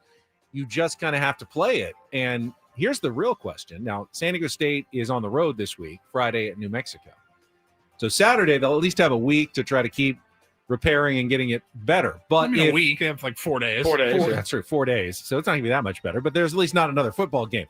If SDFC wins and San Diego State wins and New York wins, so 3 possible outcomes, you could have the Mountain West Championship and the MLS Cup both in the same, within 16 hours of each other. Friday night, December 5th, would be the Mountain West Championship game. Saturday at 11:30 a.m. would be the MLS Cup, like hours after a football game. That's not tenable. I don't think you can do that. You might have to move one of those games. Now, it's an extreme, I don't know how extreme, but it's an unlikely scenario, right? That both of those things happen? No. Three things have to happen for that to both be there. Fairly 3 unlikely. wins. SDFC wins. New York FC wins over Miami because that would mean SDFC would host. And the Aztecs have to beat New Mexico to host the game. 3 things happen. We have a big conflict. What about Petco Park? It's there. I don't know. Is there a holiday? Wonderland? I was talking with somebody. Is it available? What's going on at Petco? Is there concerts? Is there rodeo? I don't even know. I got a tip last night. Buddy of mine who knows some people. I don't know if he's right or wrong, but he said that what he's hearing from the San Diego State side is that Petco Park would definitely probably come into play. And I think the Aztecs would actually be playing. I don't know that you can play soccer at Petco Park. I don't know. It might not be big enough. I don't think it's big enough. Soccer field. I think it's barely big enough for a football field. We saw how much bigger a soccer field is. Right. I don't think you can play soccer at Petco. We've seen them do football there. It's different, and it barely fits. SDFC is not leaving their stadium, right? To go, but play it's San Diego Petco. State Stadium. Well, it's their stadium. That's what SDSU is not leaving their stadium. Well, that's what I would think that's too. That's what I think they will be. So Satan's Blowfish says, wasn't there a scenario if SDFC goes to the final, they get the stadium, and SDSU has to go to Petco? Yeah, we've heard that. That's what I'm hearing as well. The Mountain West Championship could be at Petco Park on December 5th on a night game. That'd be cool, though. And that's Friday night. That would be Friday night, and then a day game Saturday at Snapdragon for the MLS Cup final. Keeping it real. Grossmont to host. Why not? Not the Mountain West Championship game. It's like on network television. Southwestern College. Grossmont. on the Chevron app. Check it out for yourselves, everybody. And then finally, I'll just wrap it up here in the Rinder Report. Very coincidental, actually. But so tonight, for my wife's birthday, she wanted to go. We're going to go downtown to the Civic Theater because Macaulay Culkin is hosting a viewing of Home Alone, the 35th anniversary tour that he's on. And he's on stage doing a little Q&A. I've never been to one of those. You're going to that tonight? We're going tonight. Yes. It's going to be great. We're just going to watch the movie. You're going to meet Macaulay Culkin. Yeah, no, I just watch I don't know him. if it's a meet and greet, but he'll do some Q&As. So that's happening tonight. But on his last stop on this Home Alone tour, he made a little bit of news, and I thought this was absolutely hilarious. He was up at Long Beach, and he was taking some questions, and he says, "Hey, my name is Macaulay Culkin. Those were his words. My name is Macaulay Culkin. And he said, saying this? Macaulay Culkin. What am I and he missing? said, if somebody comes up to me now at the airport and says, "Excuse me, are you Macaulay Culkin?" I can say, well, Macaulay Culkin's my middle name. He legally changed his middle name to Macaulay Culkin. His name is Macaulay Culkin. Macaulay Culkin. He changed his middle name to Macaulay Culkin? He said, if somebody comes up to me now and says, "Excuse me, are you Macaulay Culkin?" I can say, well, Macaulay Culkin is my middle name. I did it all for one joke and a bit on Jimmy Fallon's show. And legally. What was his middle name before? Fred. It's a little and odd. actually, I had it and I don't have it anymore. Can you explain this to me when we're off the air? Because I'm lost. He His changed name is Macaulay Joseph Culkin. Right, yeah, you go to his Wikipedia page. His name is Macaulay Culkin. He legally changed his middle name. You can change your name to Stephen Woods. And if somebody's, hey, are you Stephen Woods? You're like, that's my middle name. Macaulay Carson Culkin was born on August 26, 1980, but now he is Macaulay Culkin. Do you have any questions for him? Yes. How did you let your younger brother become the much more famous and better actor than you did? Good. They're both Kieran's great. awesome. Stephen Woods. I haven't thought of any questions. No questions? I haven't thought of anything. I love Macaulay Culkin. What would you ask? Ben, what would you ask Macaulay Culkin? Did it hurt when you did this? What were the wet bandits really like? So, you know what I would probably ask him? And I've stayed away from the documentary.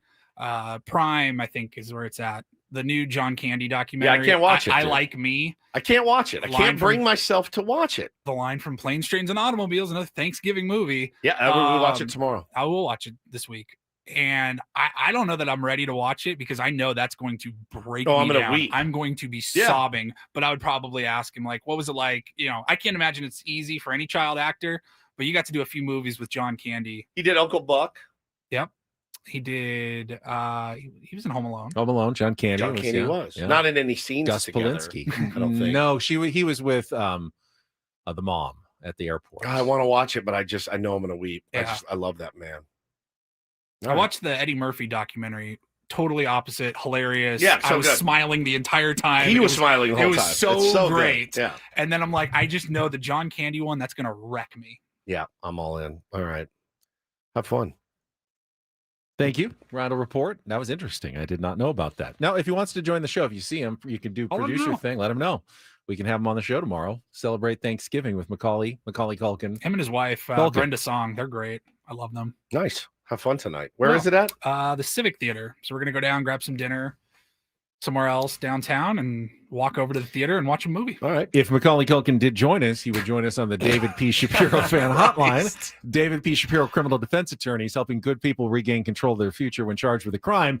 Since 2010, visit davidpshapirolaw.com. When we come back, we got some Guns N' Roses tickets to give away, so stay tuned. Your opportunity to win coming up after traffic here with Ben and Woods on 97.3 The Fan.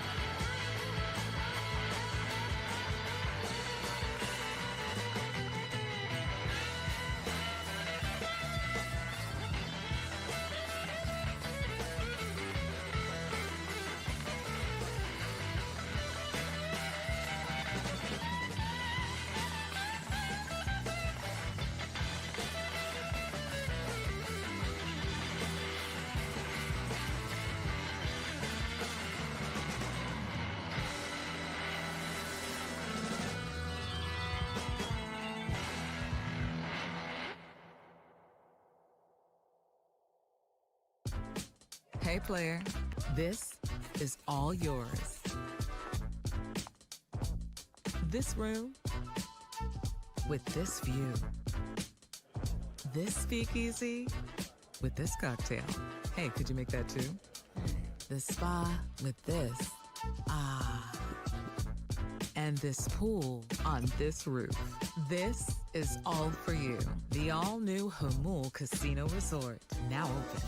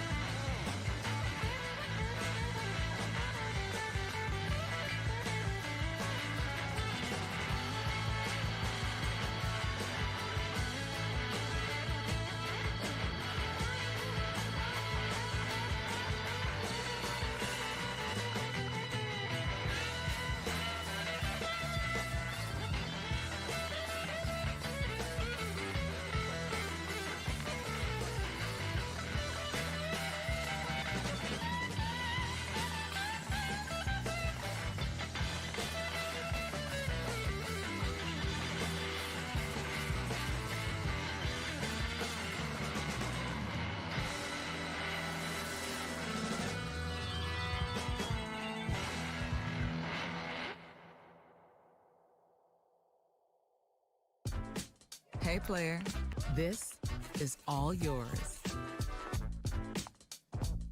This room with this view. This speakeasy with this cocktail. Hey, could you make that too? The spa with this. Ah. And this pool on this roof. This is all for you. The all-new Hamul Casino Resort, now open.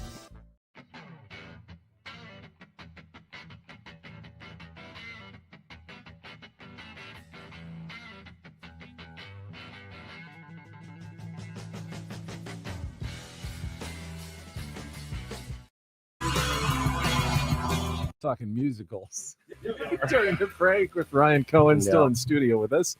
This hour on 97.3 The Fan, brought to you by... Here we go. Here he goes. Oh my gosh, it's Ryan Cohen. Ben said Hamilton was James Madison. I couldn't remember. Yeah, I James knew Madison. it was some sort of, American He's had a rough day, Revolution. dude. He's had a rough day. Sorry to expose you. John Hancock, the musical. That's right. Hancock the music. John Hancock. It's Herbie Hancock. This hour on 97.3 The Fan is brought to you by Mission Fed. From first accounts to big life moments, Mission Fed can help. Savings shouldn't be stressful. Mission Fed makes it easier with great rates on savings, certificates, and ultra money market accounts. Grow your money the smart way. Check the latest at rates and open an account at missionfed.com. Membership and account criteria apply. Which musicals have you been to? Me? Yeah. I saw Rent. I've seen Phantom. I've seen Tommy. I love Tommy. I would like to see Tommy. That was good. Before it even went to Broadway, La Jolla Playhouse, when I was like 17, I thought that was a cool show. I got a friend who's a tier 1 who's in Hell's Kitchen, which is a show on Broadway right now. Oh, badass. About Alicia Keys' life, produced by Alicia Keys. Nico DeJesus, awesome guy. He's tier 1? Tier 1. He's on Broadway? Huge Padres fan. Hope he's not listening. He's awesome. I love Nico. So, Nico, shoot me a text. You're the best. That's Went sick. to Wicked.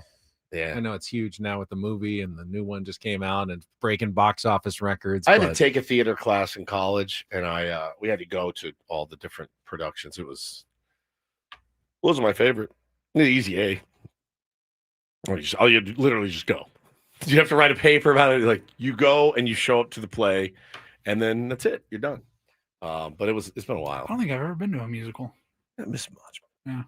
You might love it. Some people do. Having the live performances in front of them changes it. Like, it's life changing. I'm not inherently against it. I think I would go for the right show. Right. But I don't want to go just to go. And I haven't seen a whole lot that I'm like, yeah, I have to go to that. That looks amazing. But I think if I was in New York and like the Book of Mormon, I heard is just amazing and phenomenal. Funny. I would totally sign up and go. But yeah. Do you think it makes you more cultured? No. No, it's if you enjoy entertainment. TV is just as cultured as a musical or right now. I mean, there's amazing television indeed on that's artistic and great. I think the performers are impressive. They are very impressive. Performing Sing live and with no safety net. Oh, you just got dragged to Working Girl at the La Jolla Playhouse. Enjoy. All right. Yeah. Guess I'm going to Working Girl. Working Girl at La Jolla Playhouse. How long ago was like Hamilton when it was like at its couple peak? years ago. Couple years ago. It was like 7 or 8. Like 14 years ago. Was I think when it first was like on Broadway. No, when it peaked though, when everybody started talking. I remember about it. When at one tickets point, were like $7,000. it was like the hottest ticket in America. Like 2-3 years ago. I remember I think it's I think it was longer. like 6 years ago. Yeah, I was thinking like 6, 7, 8 years ago. Really? The debut was 2015, so a decade When ago. did you say 14 years ago? 10 years Idiot. ago.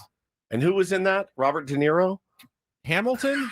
No, Lin-Manuel I'm Miranda. playing off of all of your wrong guesses Fine. today. Which is actually good because it brings us to Oh, our that's true. giveaway today. And you had to be listening earlier.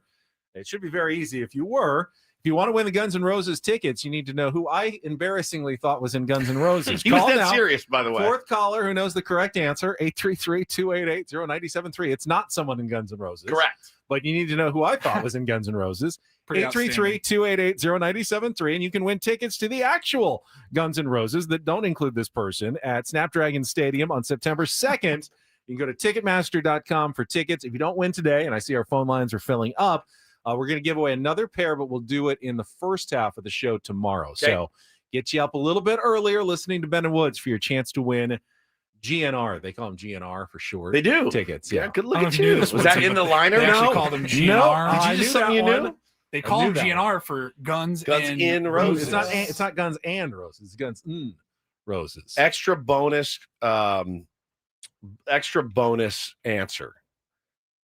What two bands formed Guns N' Roses? I believe it was Guns No. and Roses. Two bands. They didn't come together? Oh, I thought that the was two it. bands came together. What were the name of those bands? They weren't Guns and Roses. Were the two bands? Why aren't you following me? No. Okay. There's two bands. Right. They came together to join, like Guns from one, Roses from another. But Right. what was the name of their full bands? So that's what I thought. No, not just Guns. It was and more Roses. than Guns. Right. It was L.A. Guns. L.A. And it Guns. was Hollywood Rose. Oh, yeah. Hollywood Rose. And they put them together. Guns That's- and I Roses. like Isn't that cool? I do like Yeah. that, though. Made sense. We just got a text in a group chat, all of us, from Mark Grant. We did. What's that dude up to? Hands down, the #1 musical. Oh, he loves it. Oh, he loves God. musicals. He sang Oklahoma on this show live. Is there anyone better? He's unbelievable. He The loves producers. Mud loves the producers. He loves the producers. All right. That was the one where they were trying to make the show so bad. They were trying to make it tank, right? It's the Mel Brooks, the producers. Yeah. Where Larry David did a whole thing about it. It was great. Was it like Summertime for Hitler or something? They made the worst. They were trying to make the worst possible musical. And it worked. Everyone loved it. Like everyone loved it. Yeah. That's excellent. Excellent. I love you, Mud. Love you, Mudley. God. You know, you could sing the Love baseball game tonight. Love it. I dare you to bust out some sing-song tonight. Oklahoma, where the wind comes sweeping down the plain, and the waving wheat kiss your smell sweet when the wind comes right behind the rain. Oklahoma, every night, my honey lamb and I sit alone and talk and watch a hawk making lazy circles in the sky. It's unbelievable. Pretty much, we should retire. You're doing fine, Oklahoma, Oklahoma, Oklahoma, Oklahoma. Yeah. Taking those pipes for tonight. Summer loving had me a blast. So good. Summer loving happened so fast. I met a girl crazy for me. Forgot we did one with him. Cute as can be. Summer the summer night. So tell me more. Tell me more. Did you get very far? He's amazing. Love you, Mudley. Thanks for listening. I was live in studio with Mud a couple years ago. That was amazing. All right, Paul's going to get our winner picked. We'll come back. Final segment of Men and Woods. Wrap things up on what's been a very fun Tuesday here on San Diego's #1 sports station, 97.3 The Fan.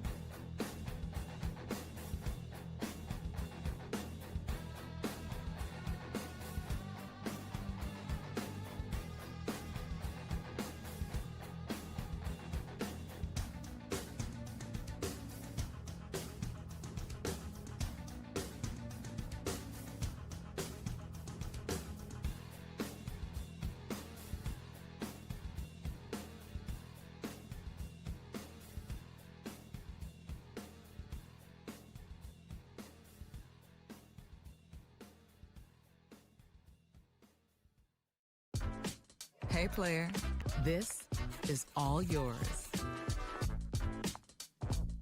This room with this view. This speakeasy with this cocktail. Hey, could you make that too? This spa with this. Ah. And this pool on this roof. This is all for you. The all-new Hamul Casino Resort, now open.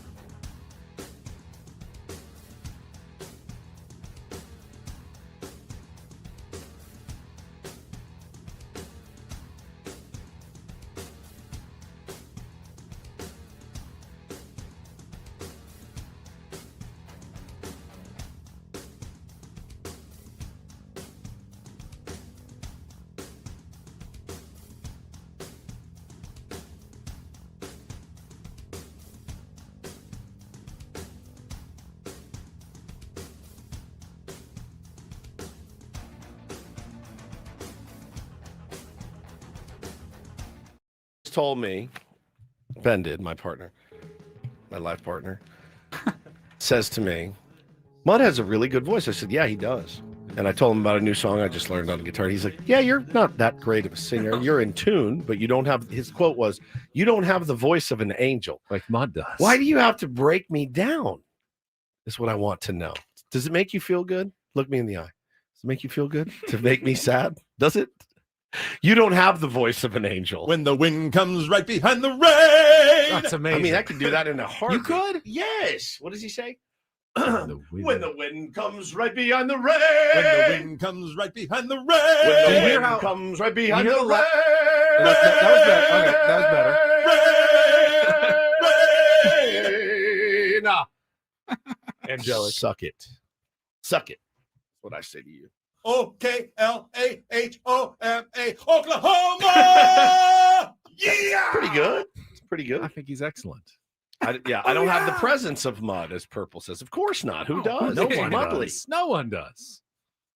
The voice of an angel. Who won our Guns N' Roses tickets, Paulie? Robert. Robert, dramatic, because he called in, didn't realize there was the trivia question that went on, racked his brain, and came up with Flea is who I thought was in Guns N' Roses. Not. When I was naming all the members, he goes, where's Flea? I said, he's in the Red Hot Chili Peppers still. They're also an LA band, right? They are? Yeah. They are an LA band. 2 LA 100%. bands. Yep. Similar time frames. Chili Peppers. A little later, right? Not real. They didn't make the scene. They're actually, it's weird. There was this two dynamics of like two different types of bands. There was this hair metal, and then there was this Jane's Addiction / Chili Peppers scene coming together. They didn't intermingle much. No, no, completely different music. I realized that. Yeah, just mixing up names. That's okay. Band members, nicknames. Yeah. Flea / exactly. One word nicknames. I mean, that's how they do it. This hour on 97.3 The Fan is brought to you by Toyota of Poway. It's the season to save at Toyota of Poway, voted San Diego's #1 Toyota dealer by USA Today. The Black Friday sales event is on with brand new Toyotas in stock and ready to roll. Hurry to Toyota of Poway or toyotaofpoway.com and drive home happy this holiday. Well, you're not alone. Purple here in the chat says he was talking to his friend. He thought Sting was the lead guitar player from Guns N' Roses. Sting / Flea. Sting, some Prince. sort of Prince. some sort of That was painful, his name. some sort of painful cutting. Cher. Prince's name was Prince Rogers Nelson. So Yeah, he it was just his actual went name by Prince until he but- went by that symbol for a while. Yeah, that's The right. artist formerly known as Sting Prince. as the guitar player for Guns N' Roses is a visual that is like my favorite thing. And Slash playing with the Police would be absolutely epic. So I love it. All right, let's check traffic. We'll wrap things up with Ryan Cohen. Maybe we'll spin the topic wheel Oh, before spin we it. go. Got See Cohen in what here. Ryan has to say. I love it. Coming up next year on 97.3 The Fan. From the 855 Get Ross Traffic Center, protecting San Diego after accidents or injury, here's Kelly Danick. Traffic is brought to you by Valvoline Instant Oil Change. Well, if you're planning on heading out of town for the Thanksgiving holiday weekend, don't hesitate. Yeah, now would be the time to hit the roads. This afternoon could prove to be a very busy one. Travel experts are also saying if you have to wait until tomorrow, try to hit the road by 11 a.m. because tomorrow afternoon could prove to be a real nightmare. An important reminder about the upcoming holiday, whether it's a big road trip or just braving LA traffic to see the family for Thanksgiving. Make sure your car's ready with Valvoline Instant Oil Change, your 15-minute drive-through oil change. No appointment needed. Find your nearest location and grab money-saving coupons at SoCalOilChange.com. That's SoCalOilChange.com. And Kelly Danick with Ben and Wood, San Diego's #1 sports station, 97.3 The Fan. Just a quick wrap up of the sports news. If you missed any of it, we talked about SDFC's 1-0 win over Minnesota. They will have to turn around quickly and start prepping for Vancouver because they've only got 4 days until the Western Conference Finals. That game is Saturday, 6 p.m. at Snapdragon Stadium. Wow. Another Apple TV. It's a doubleheader. The first game will be Miami, New York. And then second game will be SDFC against Vancouver. The winners go to the MLS Cup Championship game on December 6th. Aztecs play tonight, 8 p.m. Very late start against Oregon. We've already talked about how important it is for them to get a win. You don't want to lose 3 in a row, but I didn't mention, it's worth mentioning, UCSD is now 5-0 this year. They beat Temple yesterday. They're playing in the ESPN, the Terry's Chocolate ESPN Events Invitational at Walt Disney World, just another one of these massive Feast Week tournaments. Totally new roster, new coach. Remember, everybody left last year after they made the tournament. And now they're 5-0, and Temple's, usually a pretty decent team, often a tournament quality team. They'll play Bradley in the second round semifinals of that tournament later today. So I want to give to the Tritons their credit. Yeah, I mean, you got some alum in your family. I do. Yeah. My dad and brother, both UCSD basketball alums. Does your brother bitch at you that you don't give them the same attention? He doesn't. But I think he appreciates when I do give him a little Makes attention. sense. Like, hey, man, you know what? Can we get some love? They made the tournament last year.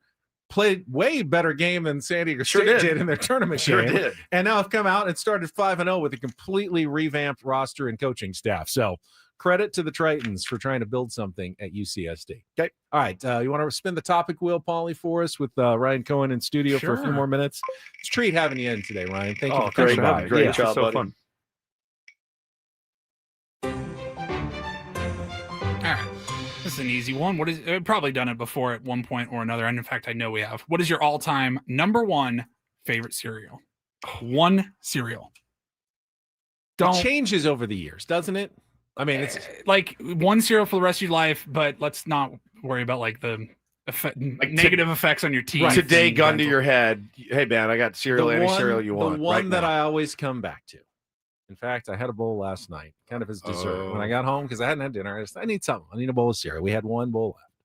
It's Frosted Flakes. Oh, they're so good. It's just, it just always comes back. You don't need to add any sugar. They're just perfect. They really as are. is, They out do of the bag. They do get very soggy very quick, so you have to get through But them. then the milk is good. The milk, I don't drink milk. I don't either. I love the milk. But I'll drink Frosted Yeah. Flakes. I get that there are sexier, more exciting, sugary cereals. I've never thought of cereals being sexy. Lucky myself. Charms, Wieners, kind of sexy. Cinnamon Toast Crunch is sexy. boobs, the cereal. But for that classic, like They're good. childhood memory taste, Frosted Flakes do it. I'm gonna go Crunch Berries. Now they Berries. they shred. Oh, I love it. Shred the roof of my mouth. Shred it. But when I sit down, I also had I a bowl don't love. last There's night. the fruit in it. I would rather have I Captain also Crunch. had a bowl last night. You did Crunch berries? Yes. Wow. My parents bought them when the kids were in town. They didn't eat them. They brought them to my home for us. And I looked in the pantry. I was going to get a healthy snack. And I looked down and I went, and there's the captain smiling up at me. He was on the bottom shelf, smiling up at me. That bastard. Hey, Chubbs, how about a bowl? Maybe even a little refill when you're halfway through. How about that?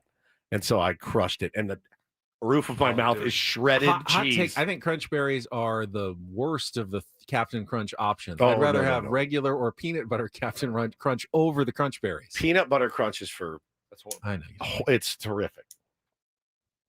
But I could eat the regular. I could eat the regular crunch. Yeah, the regular crunch is good. And I could eat the all berries. Gracie says frosted mini wheats, which I've convinced myself is healthy. Those. I think they're great. They're not. But I can convince. I like them because I can eat them and I think they're healthy. Cool. Triscuits with a little sugar on it. Sounds delicious. Ooh, how about a bowl of Triscuits? They're good. They're good.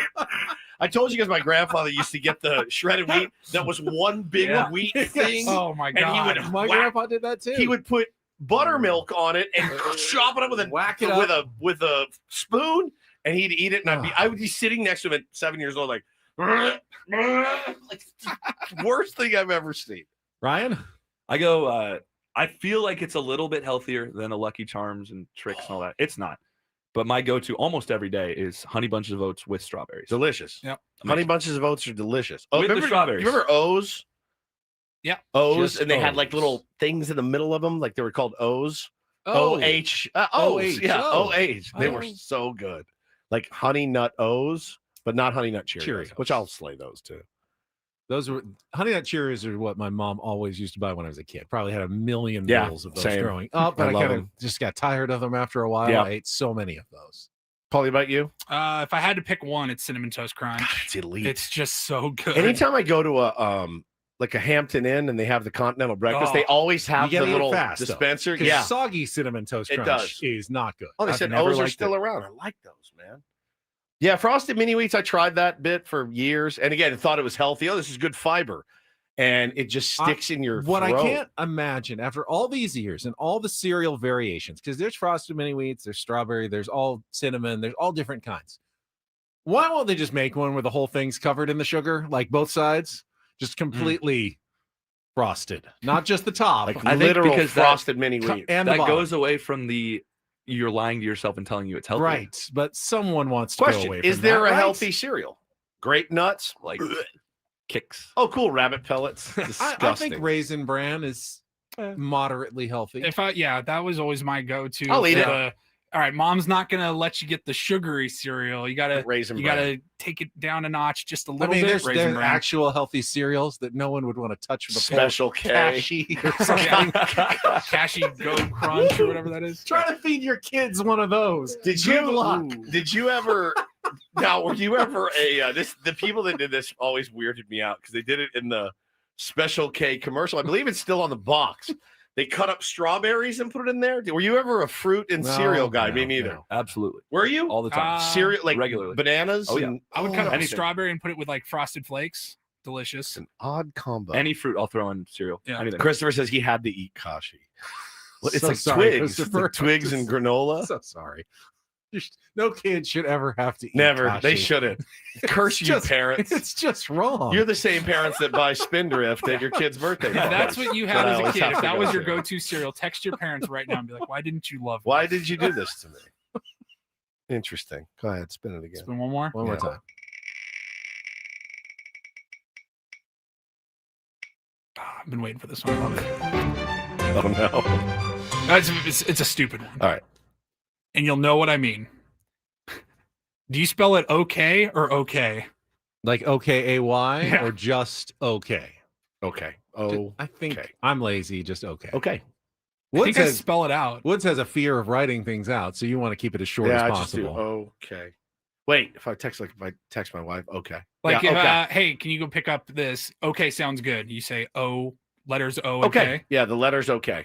OKAY. Technically, that's not a word, though. But what is it? OKAY is a word. It always has periods next to it. For what? What does it stand for? It shouldn't have periods next to it. It doesn't stand for anything. Does it stand for something? Oklahoma. Well, yeah. Postal code. Depends who I'm texting. Nick says his mom says KAY. That makes me nuts. That's horrible. That's terrible. Also K, just the letters. AI says the most widely accepted origin of OK is as an abbreviation for All correct. Okay. A humorous misspelled version of all correct. All correct. OLLKORRECT. Okay. I can get behind it. That's weird. That's what it stands for. Mud. It was also popular in the 1840s during the presidential campaign of Martin Van Buren, whose nickname was Old Kinderhook. Ah, yes, of course. Martin Van Buren, the musical. He's a crumb creep. You know, you're a real crumb creep coward. We haven't played that enough. All right, one more time. Quick. No, okay. One more time. All right, one more. Come on.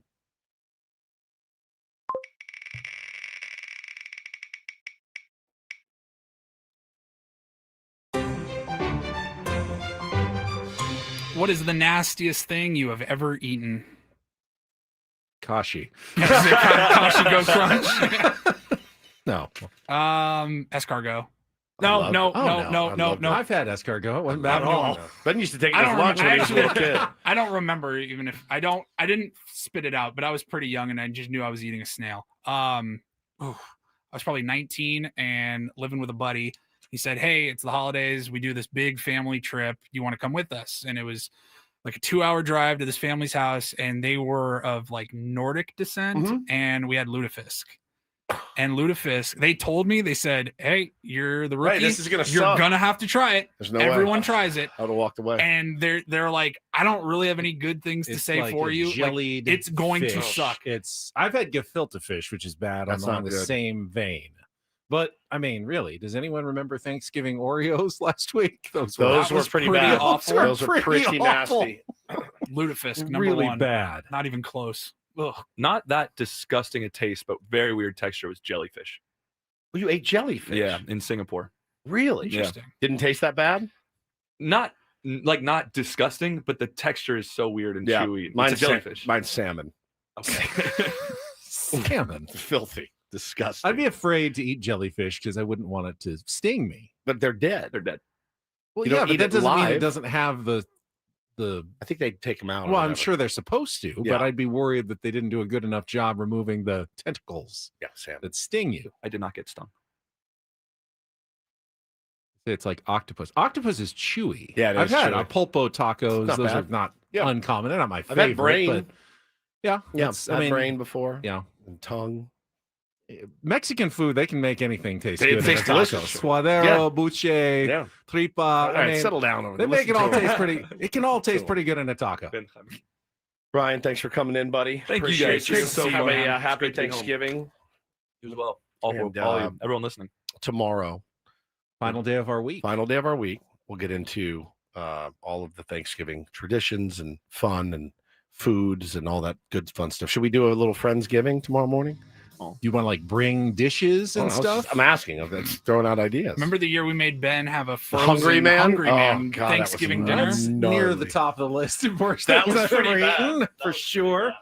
That's it for us. We will talk to you again tomorrow morning at 6 a.m. For Ryan Cohen, for executive producer Paul Randall, and Stephen Woods, voice of an angel. I'm Ben Higgins. Have a great rest of your Tuesday from all of us here at 97.3 The Fan. So long, everybody.